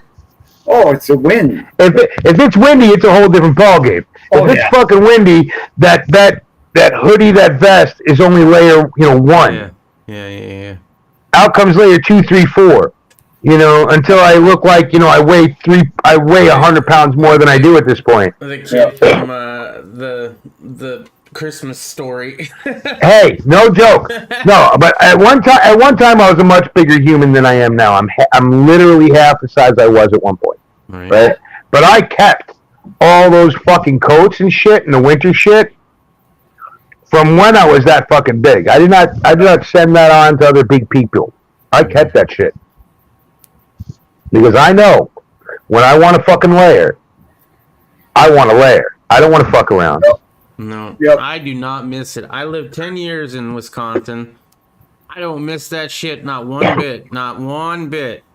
Had Irish USMC vet say that he was out for 2 weeks because he slipped on some ice and hurt his back. Oh, poor little Marine slipping around on the ice. You know what? I'm slipping on not sunshine, not that. I'll tell you that much. I'm having a great time walking around, just doing whatever in the sun. Hey, my poor little, I got a cat for my dog, right? To keep the dog company because he's getting old. So I got my cat because I'm an idiot, apparently. But the cat. Like, I thought you said you weren't dealing with women no more. I know. Yeah. Cat is a lot like a cat's girl. almost like a woman. Feline, right? No, I'm not even talking about the particular animal's gender. Feline, female. Yeah. There's only two different letters there. Yeah, I know. He's a bitch, but at the same time, he's good for the dog. Like, they play together. The dog tries to eat him, and he runs away. So it gives the dog exercise. And what were you saying before that, Mule? I'm sorry, I had lost the train of thought that I wanted to keep on. We were talking about something. Well, man, I took a bite of food and I'm high. I am done. Whatever I was thinking is gone. All right. Never mind. I'll get back with you. I know exactly what you mean. I had a bite of food. My thought is gone. That is 100% understand. Oh yeah, whatever. I mean, I don't know. Check the chat. Maybe they wanted to comment or something. We do have a couple in here. My dad was an inspector for the M16s. His younger two brothers retired from Couldnt. Lance Corporal Veteran says everyone who moved from LA to Austin said Austin is like little LA. I bet you they're bitching. Oh, that was what it was, Mule. And yet, with all this shit going on in Texas, that's still where I'm looking at maybe ending up. And hopefully we get some people wanting to move the hell out of Texas and get some cheaper land. I don't understand what the complaint is. I mean, it's like, okay, you get a snowstorm every 10 years. They get a big snowstorm. I remember the last. No. They don't get it. They don't get a storm like this one every 10 years. They get a storm like this every 100. So it's really not that big of a deal, right? They're going to have to deal with it once. People are going to learn how to insulate their fucking pipes, and it's not going to happen again. It's going to end up in code and all that shit. 100 years, people have that's the bad part. About it, people like they'll make. But by then, it'll already be in the code, right? We're talking about when you talk about the last time they had that kind of storm 100 years ago, right? So let's say it was 1920, right? No, they had a storm almost like this 10 years ago. It was not quite as bad, but it was almost as bad. They had wrecks on the highway. Well, dude, an inch of fucking snow in some places in America will send wrecks. You put an inch of, you put a quarter inch of snow in fucking Arizona and people are dying, right? Yeah. And that's true in a lot of places in America, right? If you put one in Florida, fucking Mississippi, Louisiana, Alabama, right, Texas, fucking a whole bunch of states, you do that shit and people are in trouble. But the one that's happened this time is the worst in about 100 years. That's what they are saying from their records. Yeah. Right? So, in the next 100 years, the way at least our information is being kept and going, they'll be better prepared than they were for sure this time. And by the time then, we might be doing weather modification because that's what the fucking Chinese are trying to do, right? And so they'll just stop that fucking storm dead. They'll send it back. They'll send it back to Canada, or they'll send it back to people who know how to deal with it at least. Maybe. I mean, we don't know what's going to happen, but we do know that Texas gets snowstorms about every 10 years. They get serious events, weather events, snow and hurricanes, stuff like that. So, I mean, the problem is that none of the governors want to go, oh, I'll spend $2 million to make sure if we have another event like this, we have the equipment to spray the windmills and the equipment to put antifreeze in the fuel lines and stuff like that. Well, Texas is better prepared for like hurricanes and shit like that because they deal with that on a way more regular basis than they deal with a fucking 100-year snowstorm that reaches almost to Mexico. It's see, the thing is you're getting it. You think it's a 100-year snowstorm. It's really not. It's an extreme. Well, that's what the news told him. That's what he's saying, though. They actually do have really bad snowstorms in Texas. You're not saying it's the worst every in 100 10 years. This one's been really particularly bad. Right. Far more so than the others have been, which kind of makes global warming or whatever. Oh, no. It's not global warming anymore. It's climate change. So global that explains the cold and the hot, just in case it's too cold or that's too warm. why when we have an ice age instead of a global warming event, they can still keep charging us money. There you go. Yeah, I saw that coming, actually. Because when I was a kid, growing up in high school, or just not even in high school, it was before high school, they were talking about how the world was heading to another ice age. Yeah. And then by the time I was like 30 or 40. Oh, yeah, the ice age was the best one. Warming's terrible. Mm-hmm. What about the ozone layer depleting so far that we're all going to burn to death? And we had a hole in it, and it was all because you were using all that hairspray in the 80s. Mm-hmm. Yep. Yeah, it was because of North American big hair. Where's that hole? Can you go see that hole? No, you can't. It's restricted airspace. You cannot go see the supposed hole in the ozone layer. Yeah, well, I'm just saying, if it was the 80s hair, if it was the fluorocarbons in the 80s hairspray that did it, for real, because that was the excuse at the time, right? With the fluorocarbons in the fucking hairspray doing it. Well, now it's. I mean, that's why they want us to all eat fake meat, right? Shit they make out of plastic fucking products because it's cow farts. Yeah, because it's cow farts. Right now, how many buffalo were there in North America before we killed them all? Before a white man came and killed them all? Millions and millions and millions. Way more than there were cows. And dinosaurs. Think about dinosaurs. I don't want to think about dinosaur farts. Thank you. Back, dude. That's going I'm good at about 1600s. Dinosaurs. A lot. That's a big jump from the 1600s to the... However long ago dinosaurs were around, billions of years, supposedly. Millions, not billions. Look, I ain't worried about it. I just hope I'm just wondering whether I'm going to Kentucky, Tennessee, or fucking Texas, or fucking Arkansas. Arkansas is looking pretty good. When I die, I'm going to go visit everywhere because I'll just be this entity floating through the air. Well, that's what... Oh, yeah, when you become nuclear dust, right? Nuclear radiated dust, right? Yep. Well, or start. Well, I'll tell you, that's for when I was growing up as a kid, right? We grew up under the fucking, like all of us did. Well, maybe not. Yeah, Sting did too, I guess. But under the nuclear shadow, right? The Cold War nuclear shadow, right? Yep. Every day we were worried about them fucking missiles coming across Canada and hitting our asses, Especially where I grew up in New York City, right? We actually had those fucking civil defense shelters. Yeah, they were aimed at you. Where I lived was right next to the Minuteman base. Yeah. So, but I was in New York City, so it was like I grew up knowing, we're just kissing our ass goodbye. Yep. And I generally lived during the whole Cold War. I tried to get as close as I could to a major city because I would rather just fucking go up in dust. Then deal with the Mad Max scenario that comes out of that shit, right? Not only that, I mean, my big thing was you were going to be dying of radiation sickness, and I'd seen the videos of the Japanese. Yeah, we saw the propaganda and all that shit. No, I ain't going that way. I'm going to go poof.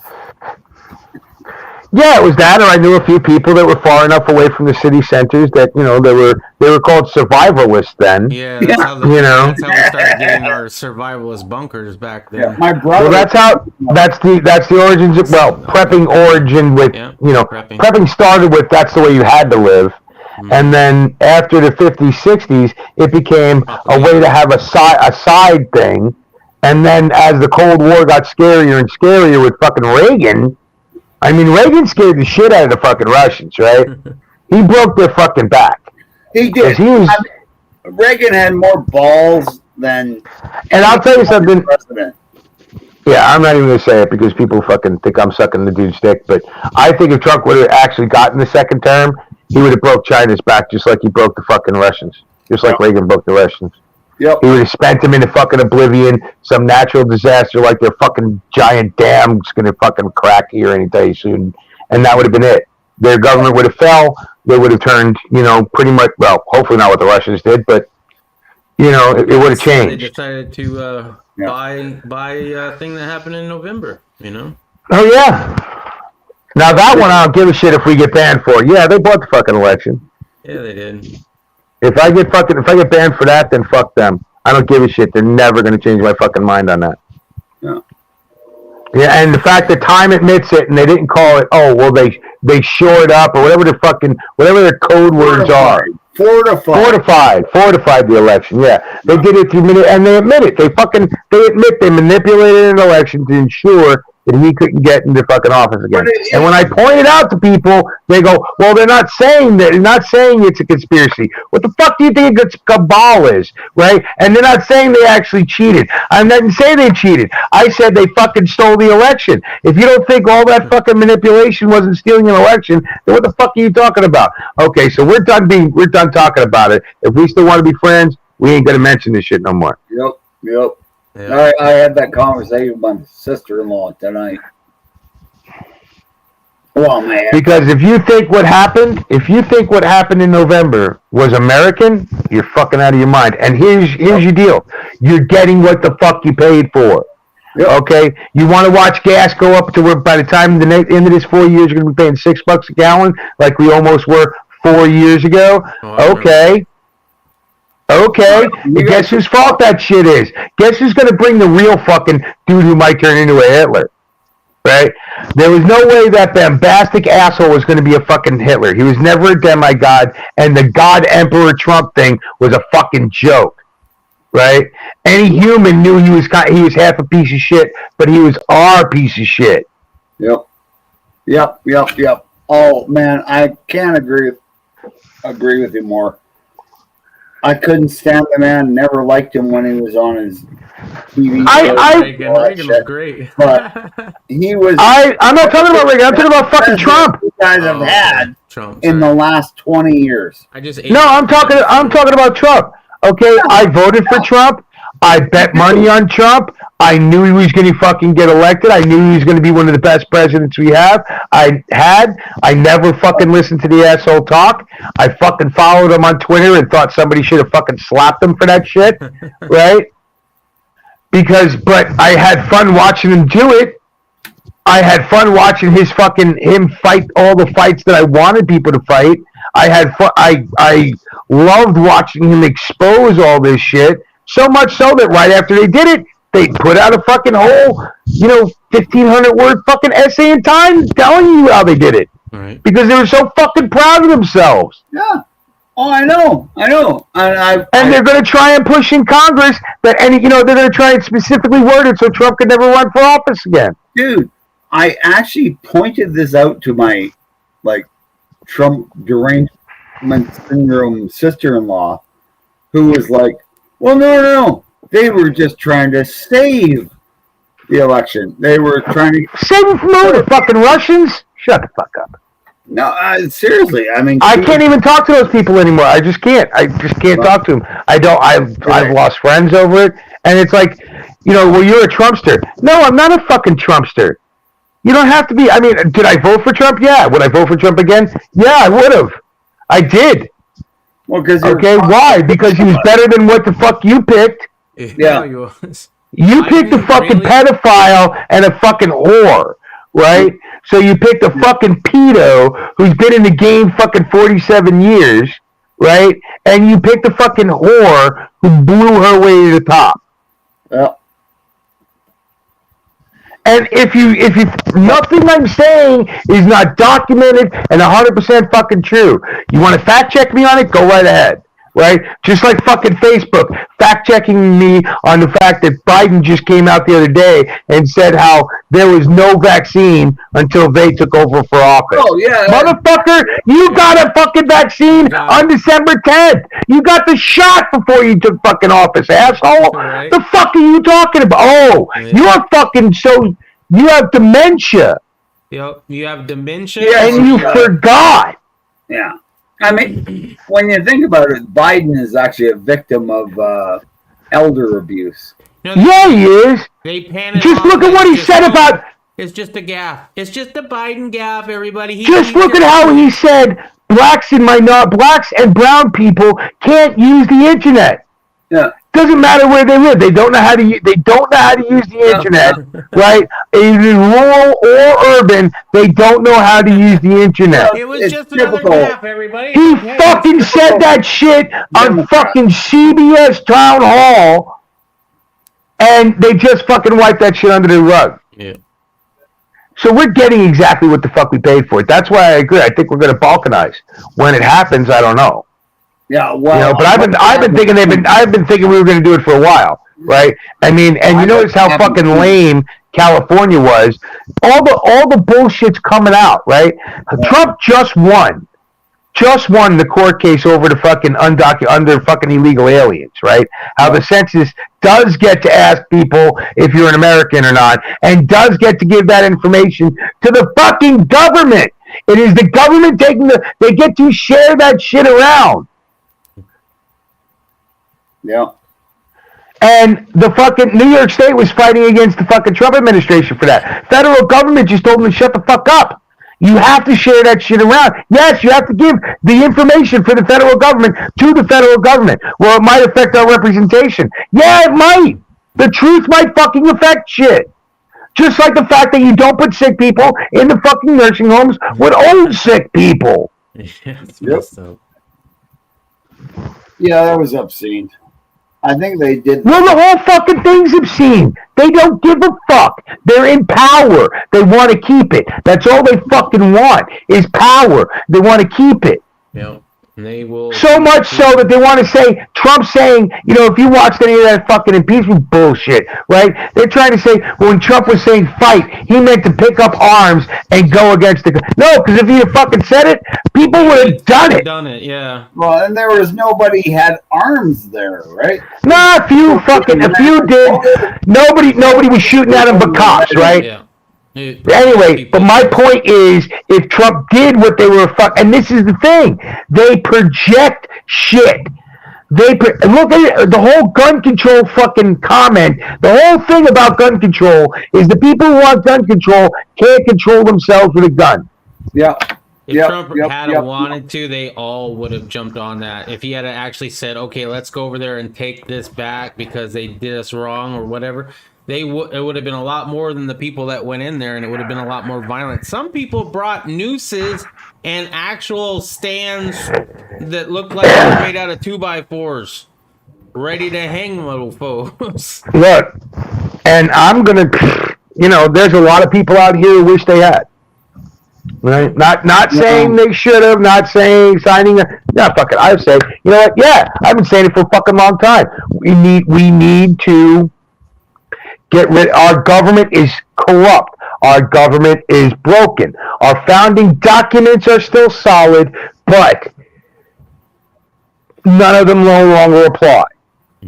Right? So our government is fundamentally broken. We will have to write a new constitution for whatever country comes out of this fucking nightmare if it breaks up.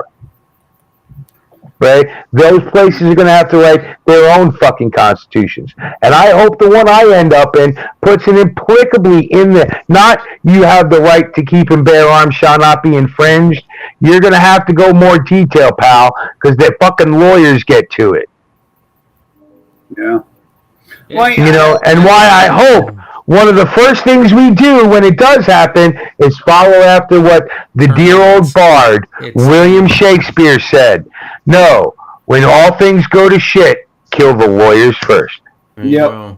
No, I mean, and if we're rewriting the Constitution, First Amendment's gotta be term limits, bro. I mean, yeah. You cannot be a career politician. It just can't happen. I think that's the biggest problem right now with politics is the term politician, or the politicians are lifelong. Well, our shit was never meant for that, right? That was children.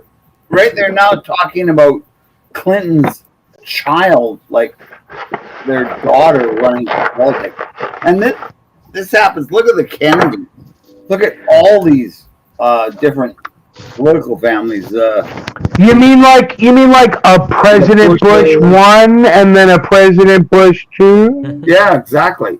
I mean, these are... And they were shooting for President Bush 3? Yeah. So that way they could get Clinton 2?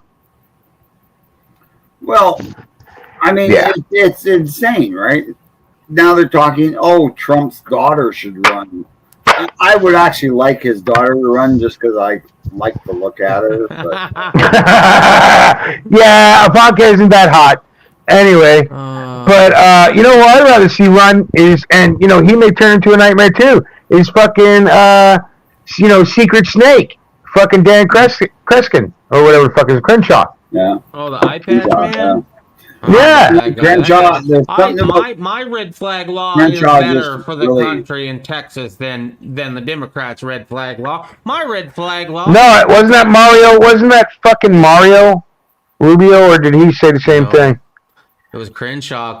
It had his I'll have to catch him. Red flag law. Yeah, that he came out. Hey with. guys, I gotta bail. It's like 3 in the morning or something here. All right. Yeah, I gotta be going soon too. It's fucking 1:45, but I'll stick around till midnight here. So about 17 more minutes. Later, man. It's really great talking to you. I hope I can do this again soon. Oh yeah, man. See you, Bob. Back anytime. Good talking to you. Take her easy, buds. Yeah, see you.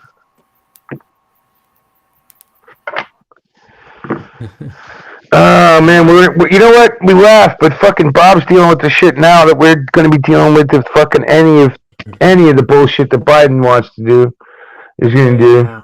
I don't know, man. I don't know if the states are going to do anything about it. I thought for sure.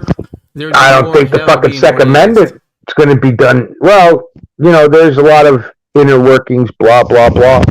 Right. But I mean, and nothing's in there's shit in Congress that are there's shit in Congress that could not might not make it out of committee.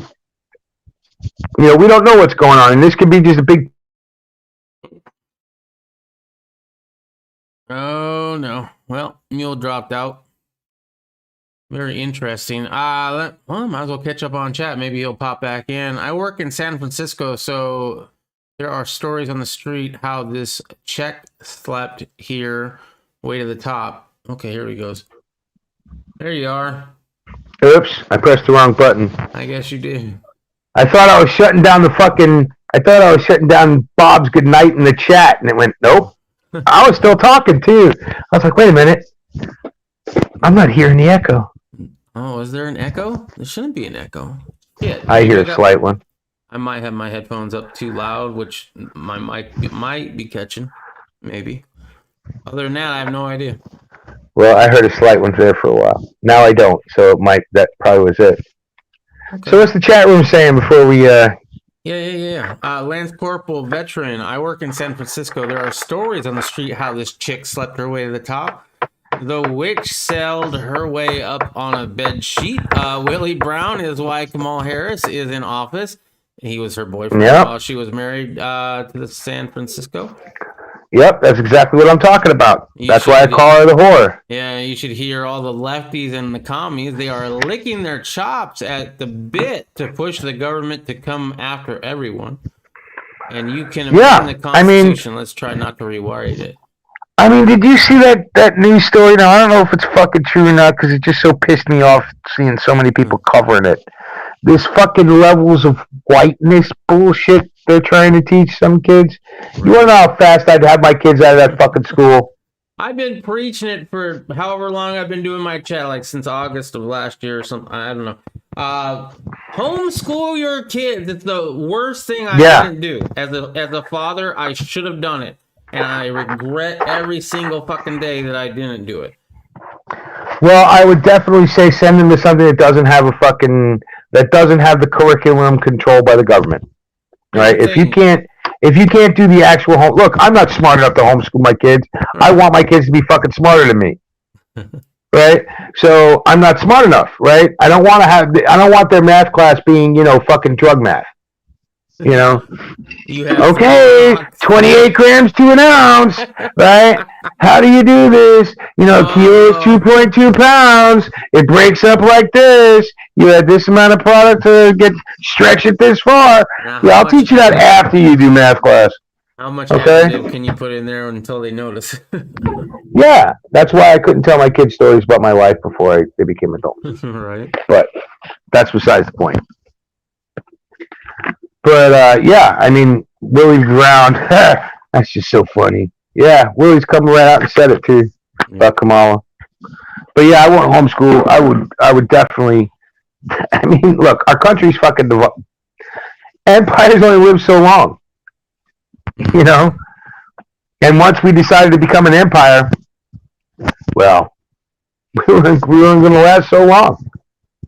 Definitely got a lot of similarities to other historical empires that fell. Yeah, Persian, Roman, Ottoman. I mean, Byzantine. I mean, you want to go down the list? Fucking, I can go down to the Chinese. Chinese only last about that long too, so don't worry about it. You know, they're going to come up. They'll only last about 250 before they blow it out again.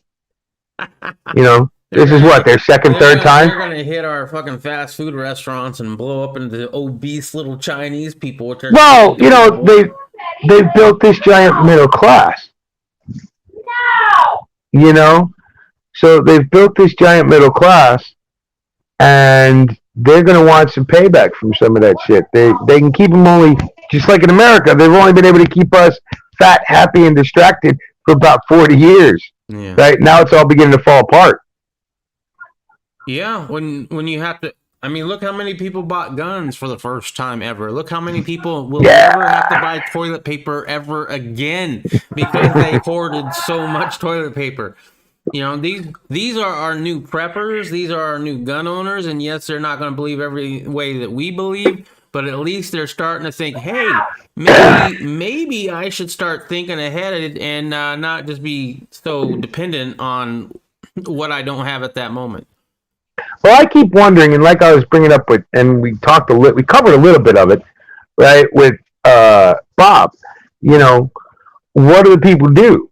Well, they're going to hide it, right? Because they're not going to fucking comply, right? First of all, they're not turning. I know I'm fucking not complying, so I know plenty of other people who are just not complying, right? They're just not going in on it. Your food's in the microwave. Everybody else is. Give me a second. Yep. About complying. Well, everything that they know about, everything that I have, obviously, to whoever who's watching, everything that I have that's on the books is everything I have. And it's not that much. It's not that much. There was a few purchases when I was a brand new gun owner that didn't know any better. And then a couple of nice little pieces that I just like the Dan Wesson 1911. I happily did the background check on that. Love that pistol. It's an absolutely amazing pistol. I wish I could have another one, and I wish I didn't have a Serpa holster that scratched it all up. I got to get that thing refinished and get a new holster, but that'll be fun. Other ways, there's totally really good ways to get off doing the background stuff.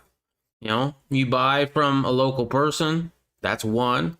You can 80% lower something, that's two. Or you can 3D print, and 3D printers now are like $200 or less. So you can get into that game real cheap. Yeah, but you know, I mean, look, if they really go about, and I don't know what you were saying, so I'm just trying to jump in. But I know how you on the 80%ers at this point, so I kind of have an idea what you might be saying, right? How people are going to not comply and make their own, right? Yeah, people are going to make their own. Up until all the components are gone to be able to make your own, or until they're banned selling you most of the components to be able to make your own. Because no matter how many lowers you make, you're not making fucking bolts out of plastic. You're not making fucking. You're not making a 7-lug bolt for an AR. You're not making it out of fucking plastic, right? Now, and you know what? The steel that's going to come out of these fucking 3D printers for now isn't there to be able to deal with the kind of pressures used to make fucking bolts and barrels. Those are always going to have to come from somewhere else, no matter how much of the other shit you might be able to make. Right. You know, I really wish Irish could have gotten in here. He could probably speak way better on this shit than I could. Oh, he is so on the 3D printing train right now, bro. He has been killing it. Yeah, and there's a lot of parts that you don't need. I mean, you look. HK makes guns with plastic hammers. Yeah. Right? Fucking assault rifles with plastic hammers.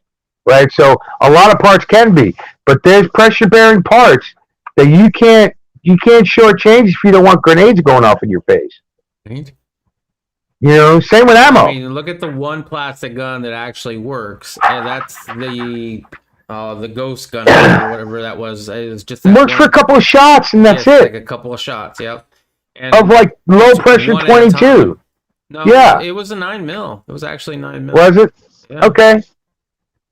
But it would only last like 1 or 2 shots, maybe at that. And it's one shot at a time. You have to, breach, take it out. Yeah, breach every but time. I mean, it is with it. Well, you can make a 9mm out of a lot easier parts than you could say an AR. Okay, so let's be honest about that. If you ever look at the Luntz, Luntz, I think it is, right? It's an English guy who, back when they first started banning guns over in England, he explained to him, you can't truly ban guns. I can make it out of shit I can get in my local hardware store. And he did. And he made a submachine gun out of it. And then he made a book about it and wrote the book about it. And the only reason why he got busted was because, ammunition, right? Right. You can reload your ammunition, but you can't make your own ammunition, right? And so getting ammunition in England fucking became harder then, right? Without whatever permitting they needed. And he got busted firing it in his backyard, and the cops said, we got to take this. So they took him in, and they fucking ended up, throwing him in jail for a few years. And let me see if I can send people over to, I'm pretty sure Forgotten Weapons did a thing on him and that particular gun. And it's just a gun that people make. He made it out of fucking parts you get at Ace Hardware. Right. And it's a little subgun. Non-rifle barrel, blowback operation. It's screwed together.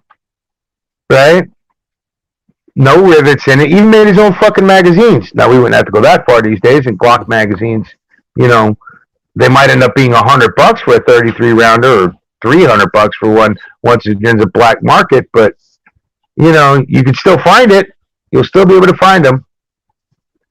Yeah, I gave mine away to TJ when I got rid of my Glock 17 and ditched it for the Glock 30.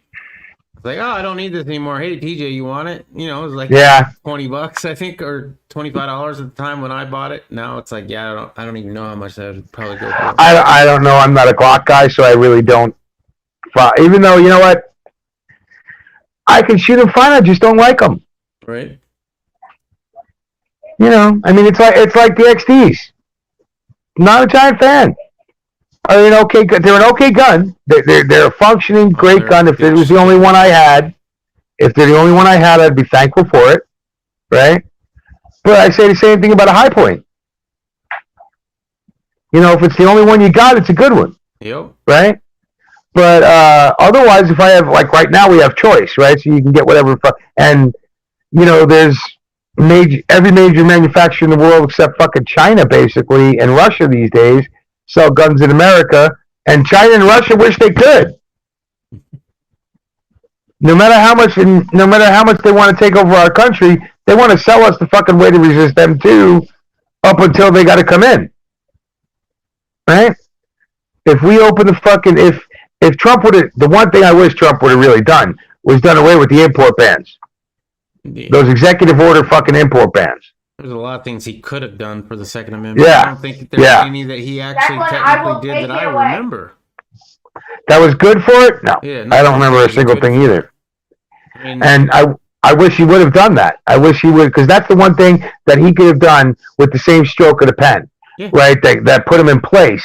He could have done away with them. Act. He could have had the Hearing Protection Act, but that was going through Congress, right? So that didn't make it all the way up to his desk. So he couldn't sign it until it got to his desk. But the 86 and 89 import bans were executive orders. Really? Yeah. So they could have fucking come. Yeah, Bush 1 did them. Bush 1 did both of them. Right? And he could, and so Trump could have fucking ripped those motherfuckers up. Shit. They don't apply anymore. ATF, there you go. But somebody over it, and I'm sure somebody along the way told them, no, if you do that, you're going to open up a floodgates because there's all kinds of shit came in after that. Right? Regulations that Bush 2 put in. Right? Because everybody remembers when we used to get kits in, right? When the import ban ended in 04, right? We got kits in with barrels. Right? Well, all of a sudden you couldn't import barrels anymore in these kits. Right? That's why the kits, at least for AKs, weren't worth shit no more, because if it didn't come with a fucking barrel, what's it worth? You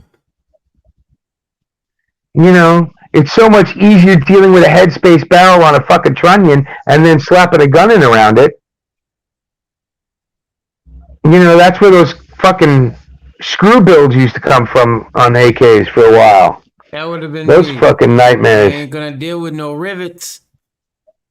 Oh man, I've seen some good kits get really fucked up with those fucking screw builds. I went into a gun store and I saw a fucking AMD 65 and I'm like, oh, I really want one of those, because most people don't know when they first imported them into the United States, all they did was tack weld a fucking barrel extension on it. Rebel's got one. They just tack weld a 4-inch fucking barrel extension on it. Okay. Otherwise, you have a semi-auto fucking AMD 65, 12-inch fucking AK. The perfect AK. The perfect barrel length for the AK. For a 300-yard fucking weapon is a 12-inch fucking AK. And for a while, all Sentry did was tack weld fucking a barrel extension on it. Interesting. But I went in there and I was going to buy it, and it was fucking cheap. I was like, yeah, let me take a look at this thing. And I get it in my hands, and I'm like, going to look at the rivets, and it's not rivets, it's fucking screws. I'm like, it's star fucking headed screws. I'm like, what the fuck is this? He told me, and I was like, yeah, I probably should have bought it. Now that I think, now looking in hindsight, I should have just picked it up and fucking ripped it all apart and sent it over to fucking Jim Fuller. That same fucking gun right now is going like $600. Oh, more than that, man. Just take the screws out and sell it as the kit, and it's going for that. Right. Those fucking, like everything, like the $100 Mosins and the $100 SKSs, those $100 kits are long gone. Man, I would have loved to have a Mosin. I'm still thinking about overpaying for one just because I want it. Oh, dude, you know how glad I am I bought my M90 NP for $600? Wow, yeah. Back in the day, and now they're bringing it back, the M90. And they're bringing it back, right? And Zastava's importing it. But they're not importing them to take AR mags, right? They're taking the 5.56 AK mags. Okay. Now, those mags, there's no consistency in any of them like there is for the 7.62x39 or the 5.45. It's any country that a Romanian mag might work, an Israeli mag might work, a fucking, Arsenal mag might work, or it might just be the M21s that they're going to be shipping with the fucking guns, right? But I watched the video that TFB put out on it, and you hear the dude talking about how if it comes in for $1,000, Wassers are fucking running $1,000 right now, dude. Dude, I could get those for like $300 all day long just a couple of years ago. Yeah, but go try and buy a Wasser now. Yeah. It's fucking $8.99, $9.99 online. I think I did a video about an AK I bought for like $250. Go try and buy an M70 right now. Right, the new ones they're bringing in, nice guns, chrome line barrels, just like the one I got upstairs, the M90, right? And they're fucking running $1,000 or better right now. I've seen the new ones that just came in. I saw going for $12.99 out of fucking Atlantic Firearms, and they're the sole distributor. Lance Corporal says even a more perfect AK would be one with a left side charging handle and thumb safety. Oh, I'm a southpaw, so it actually the standard AK works just fucking great for me. And the fact that I have an AR AK is an AK that takes AR magazines and shoots 223. I think I got the better deal than what they're going to be bringing in now, and I got mine for $600, right? Okay. And that was the low price when they first came in. You know, I got a decent low number fucking serial number on it. You know, and the new ones that they're bringing in, they're going to be going for at least double what I paid. At least. Looking at pricing right now, they're going to be going for $1,200 easy. I am not in the market for a new gun this year, I'll tell you what. Oh no! If no, the only thing I would think about doing would be either buying a skeet shotgun or building another one. But right now, even the components to build are just they're not out there. Well, here's the thing: anything I do is gonna eat up more ammunition. I don't really have. I mean, I have, but it's like I don't really want to shoot all that up. The one thing I do agree with you on Mule is the shotgun. I need a pump shotgun. I've only had one. I got rid of it a long time ago. And I was like, oh, I'm going to replace that sometime. But then I got the Sega. Then I got the Comrade. Never got the pump shotgun. So I'm thinking I might go ahead and pop for one of those at some point. Oh, man. But you're going to have to buy import, right? Because you don't even want to know what fucking Mossies are going for now. And, Remington's out of business.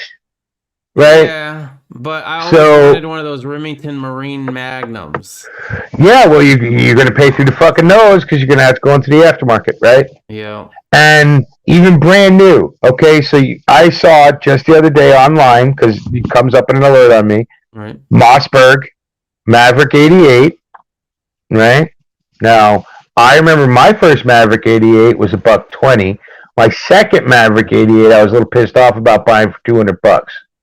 Right now, and I don't have it anymore. I sold to a friend of mine because I bought a 590 for $230, and I went, yeah, okay, so I could sell the fucking Maverick for $200. You know, and but now they're going for $400. Jeez. Gerald B. I seen an SKS go for $650 a few weeks ago. Yeah. I don't know. I need a bolt gun. And I would like to get a Marine Magnum. I don't know. Maybe I need to get it soon because if they're out of business and nobody's using them again, I'm not going to be able to get one of those at some point. Well, let's put it this way: you wouldn't want one from Freedom Group anyway.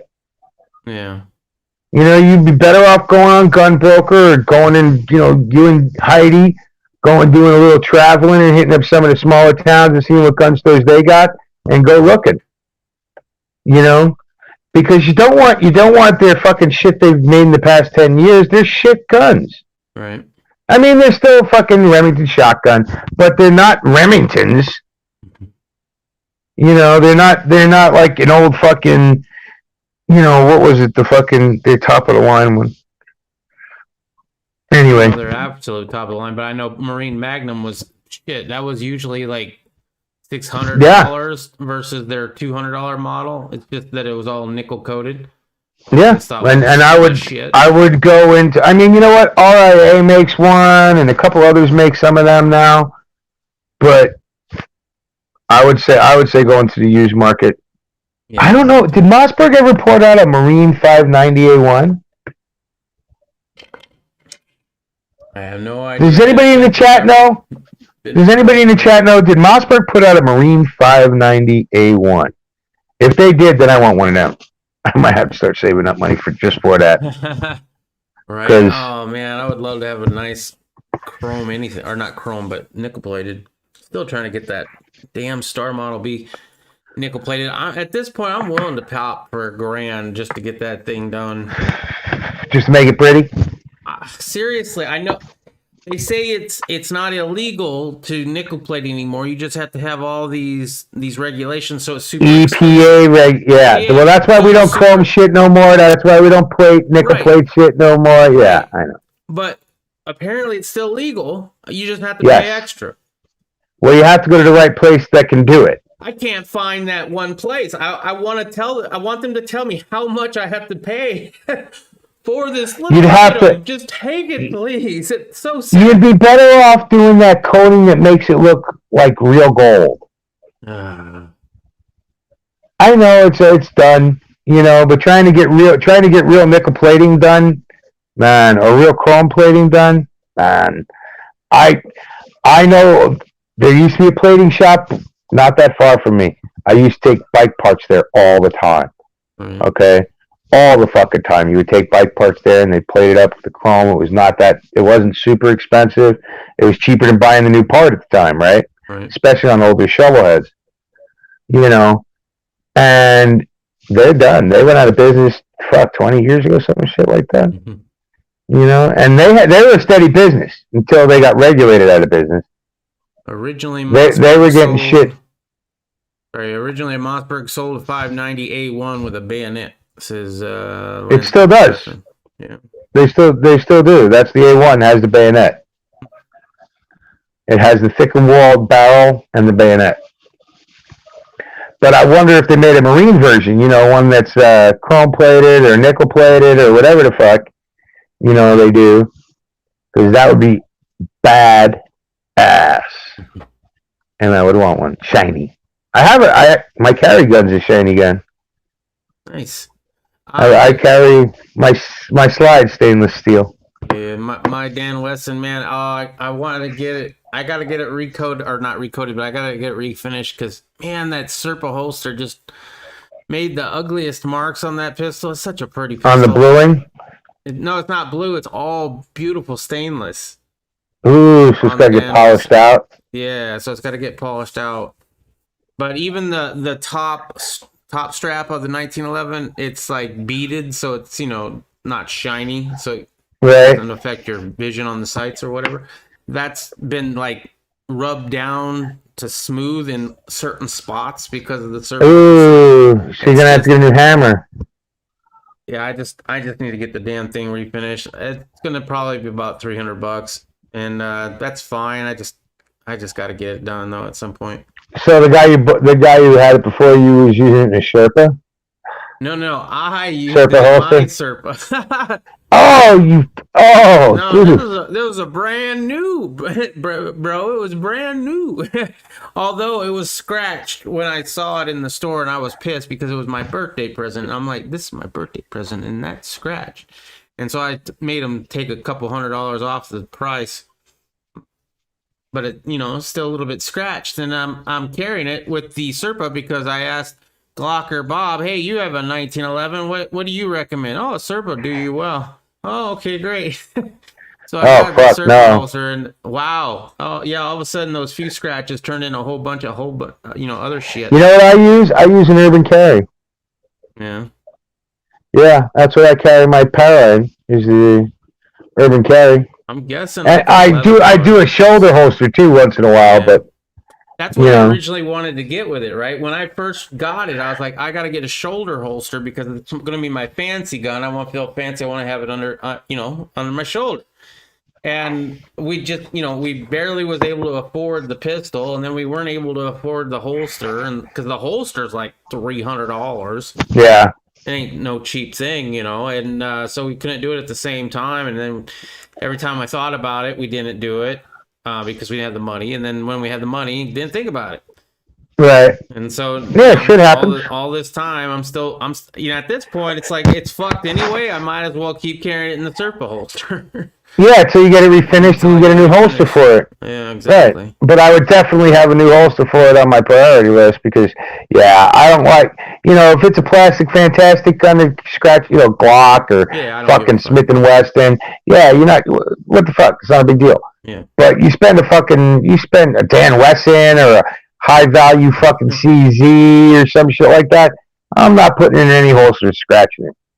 Yeah. And my 1911, even though it's a knockaround gun, for the most part, I still, don't want scratches on the fucking finish if I can help it. That's why I have a hard time with Kydex holsters. I'm not a giant fan. Even on this, they're not too bad, but you still end up getting slide marks, the Kydex will do it. You know, even on this little piece of shit 22, you know, you can start seeing a little bit of wear on shit once in a while. Because I've been using it for draw practice and doing a lot of dry firing. Because fuck, who the fuck wants to go? I mean, I'm gonna go out Sunday and do some shooting, but you know. Yeah, I know. I want to do like some of these gun channels and do, you know, shoot one magazine worth of fucking ammo and yet take it from 10 angle shots so that way you can just get your video out there, right? Right. Yep. And I'll tell you what, if YouTube was still the way it used to be, you know, where it was pretty open to that kind of thing, even in the ammo shortage, I would do that. I would borrow a couple cameras. And if I would still have a computer that works. If fucking YouTube was still the way it was, I'd still make videos, even if they were shitty. You know, for real. And I would do all the time. I mean, I got at least 4 or 5 phones I could throw SIM cards in to get at least use them as cameras. You know, and I would do that kind of shit for sure. You know, seeing fucking a spray of, you know, fucking 10 angles of 30 rounds coming out. It looks like you just went you shot a case. Yeah, I shot 3 magazines. I so want to fill up that saw mag, 150 rounds with a force reset trigger.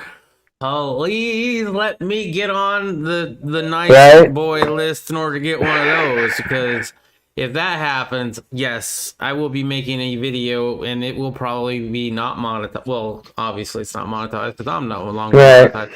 But yeah, I got to do a mag dump on that, because the bump stock, when I had it on there, I never was able to dump the whole 150 round in one string. Yeah. Because you get tired after a while or whatever, right? Just a little bit off timing. That was like 35 seconds. It takes 35 seconds to go through 150 rounds in that magazine, right? So during that time, you're like, fuck this. And so I am excited about the force reset trigger, because I don't think I'm going to have to pause. I don't think it's going to get off timed. You know what? You'll probably find out by using somebody else's. Oh yeah. Before you have your own, but I think you're correct about that. Yeah. I'm pretty sure I am. And even if he didn't bring that, or if I don't get a hold of that, I have, the 3D printer is a really cool invention. I'm glad I have one now. Yeah. So I mean, who knows? Maybe I can make a force reset legally. Well, that's why the whole fucking thing about the bump stock is so ridiculous, because the bump stock, all it did was do shit people were doing with their fucking fingers, with their fucking t-shirts, with their fucking belt loops, all before, right? And that's why the funny thing about this force reset trigger is it's just what it says it is. Yeah. Why did it pass muster for the ATF during this time? I cannot understand that. Because it's one pull of the trigger every time. It's forced to reset. You still have to pull it every fucking time. So it's still your finger doing the work. Versus a bump stock, though, where it's your finger not doing any work, but it's your other hand pushing forward. Right. And so, like you said, you had to get your timing right. Yeah. To bump fire anything, even with the bump stock, you had to get your timing right. It wasn't just reset. There is no. It's a bump stock without the bump. In a way, you're reset. It's resetting. It's forcing you to reset the trigger. You can't hold it down. It forces the bolt carrier moving forward. Forces the trigger to reset. So it's forcing. It says it in its name. But I say it like, well, most people won't understand, and it's hard for people to understand because they don't understand guns, period. So they don't understand that one pull of the trigger, that's it. You pull with a semi-auto, you pull the trigger, quick, goes bang, and that's it. You have to let the trigger go for it to reset in a semi-auto, right? And what the forced reset trigger is doing is it's forcing your finger to reset. You can't hold it back now. Well, if you're holding thumb pressure on it, Not a whole bunch of pressure, because you're not going to just hold it as tight as you can. I don't know. You just have some pressure. You have some pressure on it. It does force your finger to reset, but you're pulling back that entire time. So as soon as it resets, right, it fires. That's why I'm saying I don't know, right? So I don't know. It could be to where it can override, or maybe by you holding too hard, you will override the force reset. I don't know. That would be something we'll have to talk about on Sunday. Did you let anybody know besides me? Yeah. Okay, so Pre-Dawn, every well. So that's who we'll have to talk to on Sunday. Pre-Dawn. He's gonna talk to Cuz. I did talk to him a little bit about that. He's like, dude, it forces your finger forward. You don't have a choice. It's going forward. Yeah. Okay. So see, that's yeah. I like that. If you're just holding back on it, it forced your finger to reset, but your finger pulling back just fired another round. Anyway, I'm excited about getting those. I will happily pay I think it was like $350-$400 for the triggers. Anyway. What a fun toy to waste all that ammo I don't have. You know what I mean? I'm talking about getting force reset triggers and an ammo shortage. yeah, that's right. Yeah. How do you think they felt?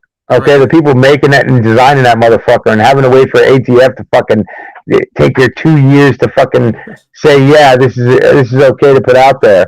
Right in the fucking middle of the goddamn ammo shortage. I would feel and they still sold out. And they still sold out. Yeah. Yeah, that's the thing. That's the thing about going. If I go shooting this weekend and I'm going to be on the hunt to replace whatever I shoot. Right. And that's you do feel a little guilty. I really do, especially being one of China. Well, no, but just right now, especially being one of the poorest. In some ways, I'm not one of the poorest right now because of the amount of ammo I fucking have. Right? So I have way more ammo than a lot of other people, and I paid way less for it.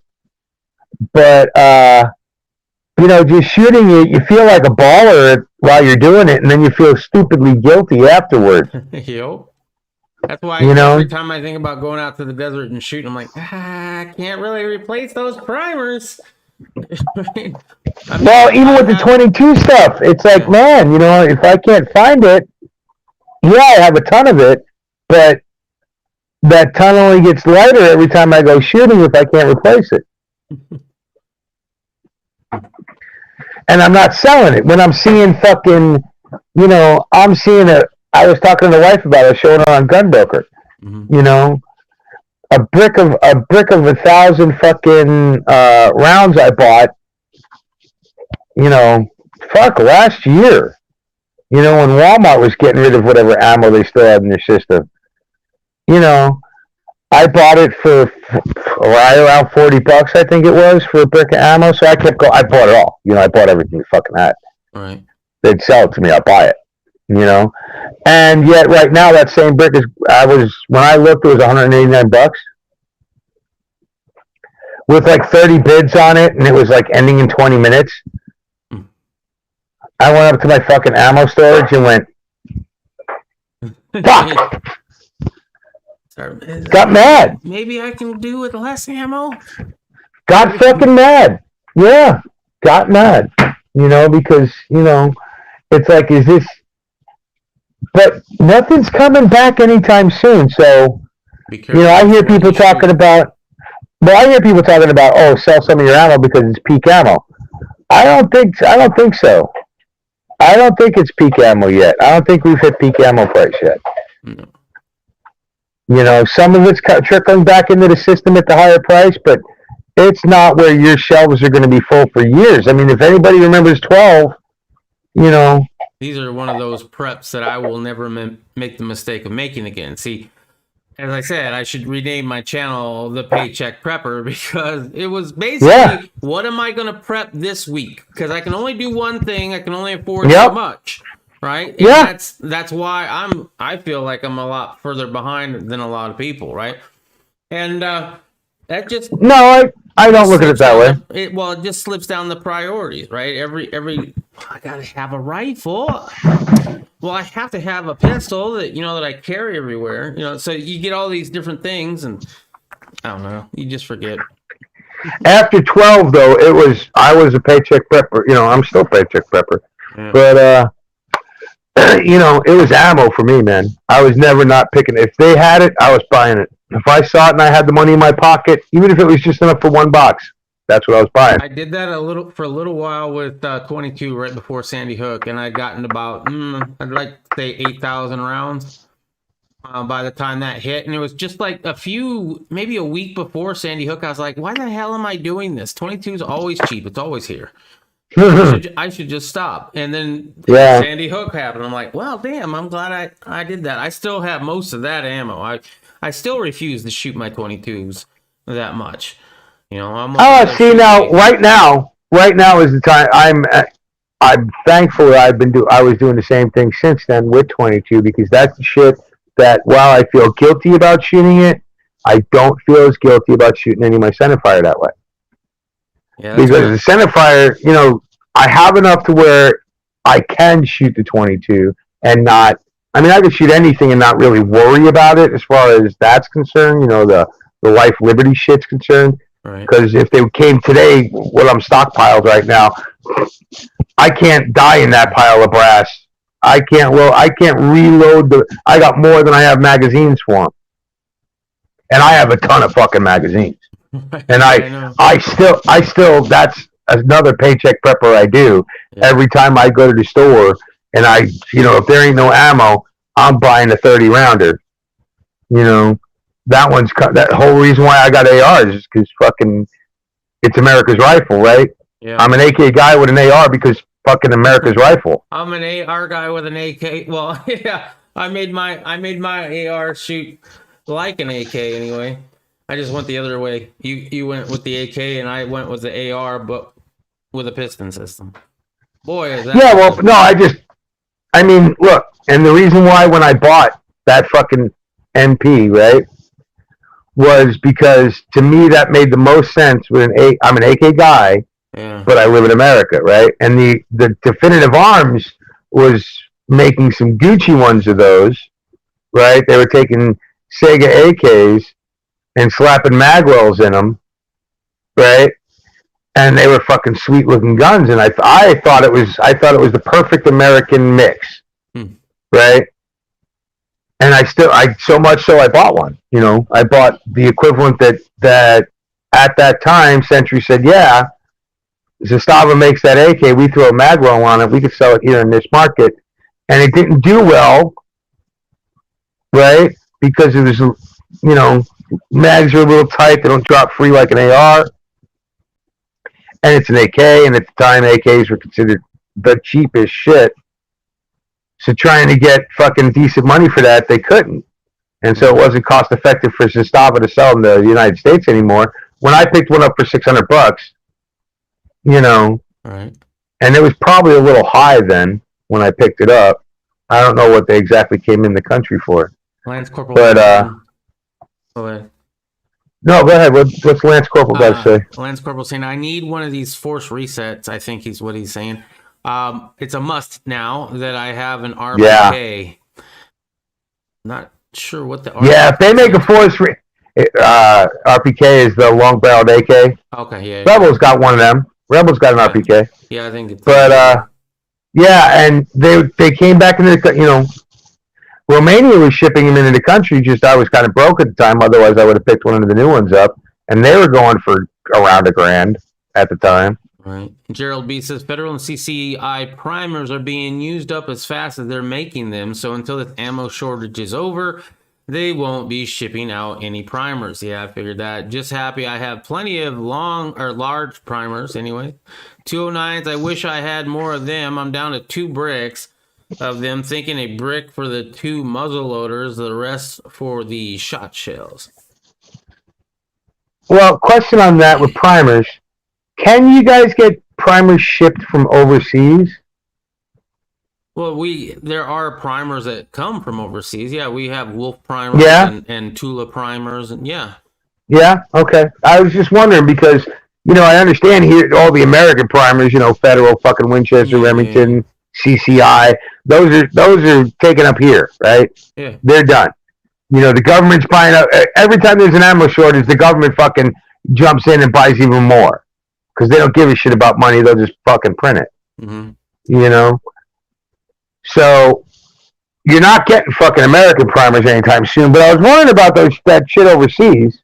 I think if that comes in. Yeah, I don't know. I haven't seen it. I've gone to quite a few gun shows and all the gun stores that I go to for primers, except for Dillon, which I should probably go to Dillon because they usually is where I bought my primers. But nobody. I don't think they're making primers. I mean, if they are, they're going for all the ammunition for law enforcement and the military and stuff like that. But yeah, but that's what I'm saying by overseas primers, right? So I'm pretty. Who the fuck in America is using two hard ass Berdan primers? So that's what I'm saying. I'm sure their pistol primers aren't fucking Berdans. No, I got the small rifle of Tula's. Do they? Yeah. So that's what I'm saying. It's all there's right. plenty of more hit and miss than CCI would be, but it's still like maybe one bad out of 100. Right. Okay. Well, I don't know shit about reloading, so my question is from a fucking total noob point of view, and I'm not going to be reloading, so it's just information to me. It's not like shit that really matters to me.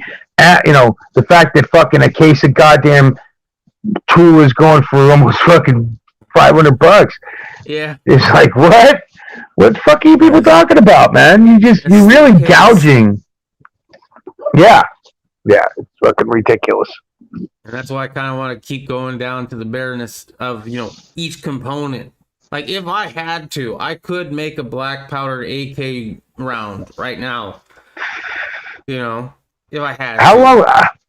I don't even, has anybody, I need to go look that shit up. I wonder if anybody has done that.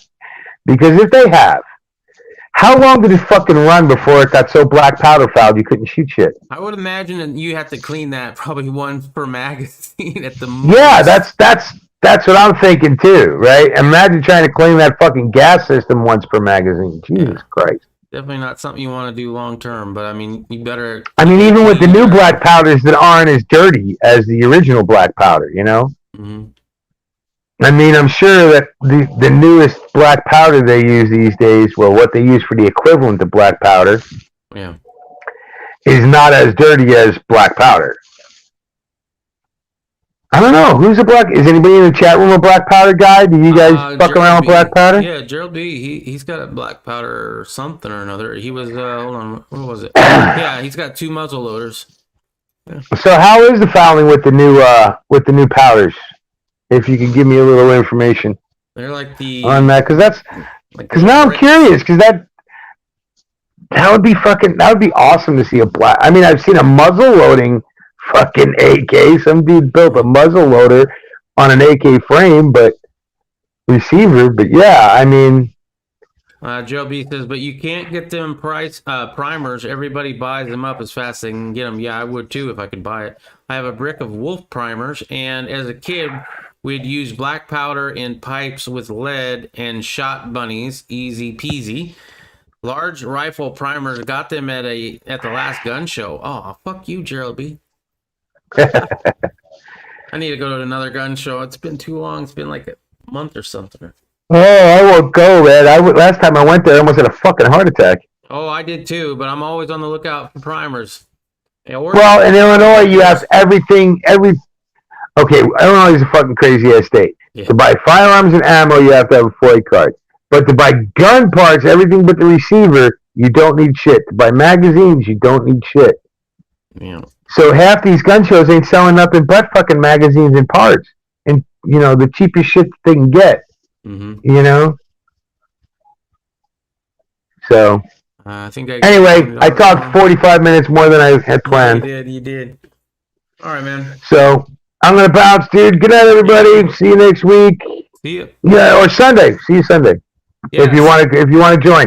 Stinger's doing a gun chat on Sunday over on one of his channels. Yeah, Poison Stinger. Keep an eye out. Poison Stinger 2. Poison Stinger 2.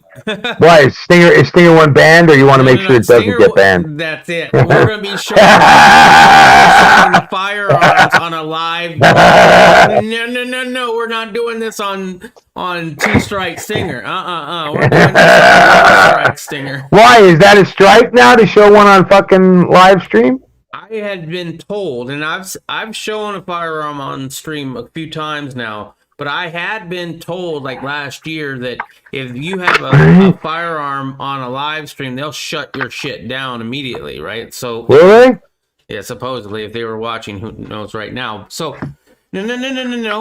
I've already got somebody like on my ass on my channel. Fuck that. We ain't doing it on my channel. I ain't going out like that. We're gonna do it.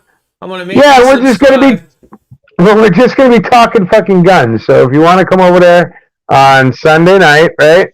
Yep. We're gonna be Sunday evening, night, whatever the fuck it is. Stinger will let me know.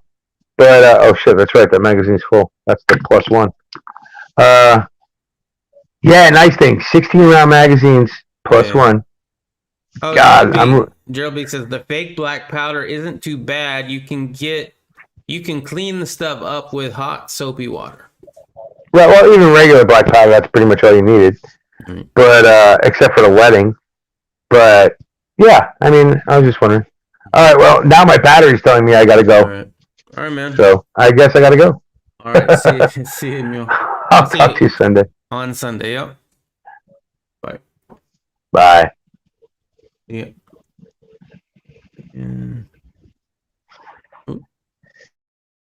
So we're gonna go ahead and end it right there. Thank you very much for everybody here. Tony, what's up, Tony?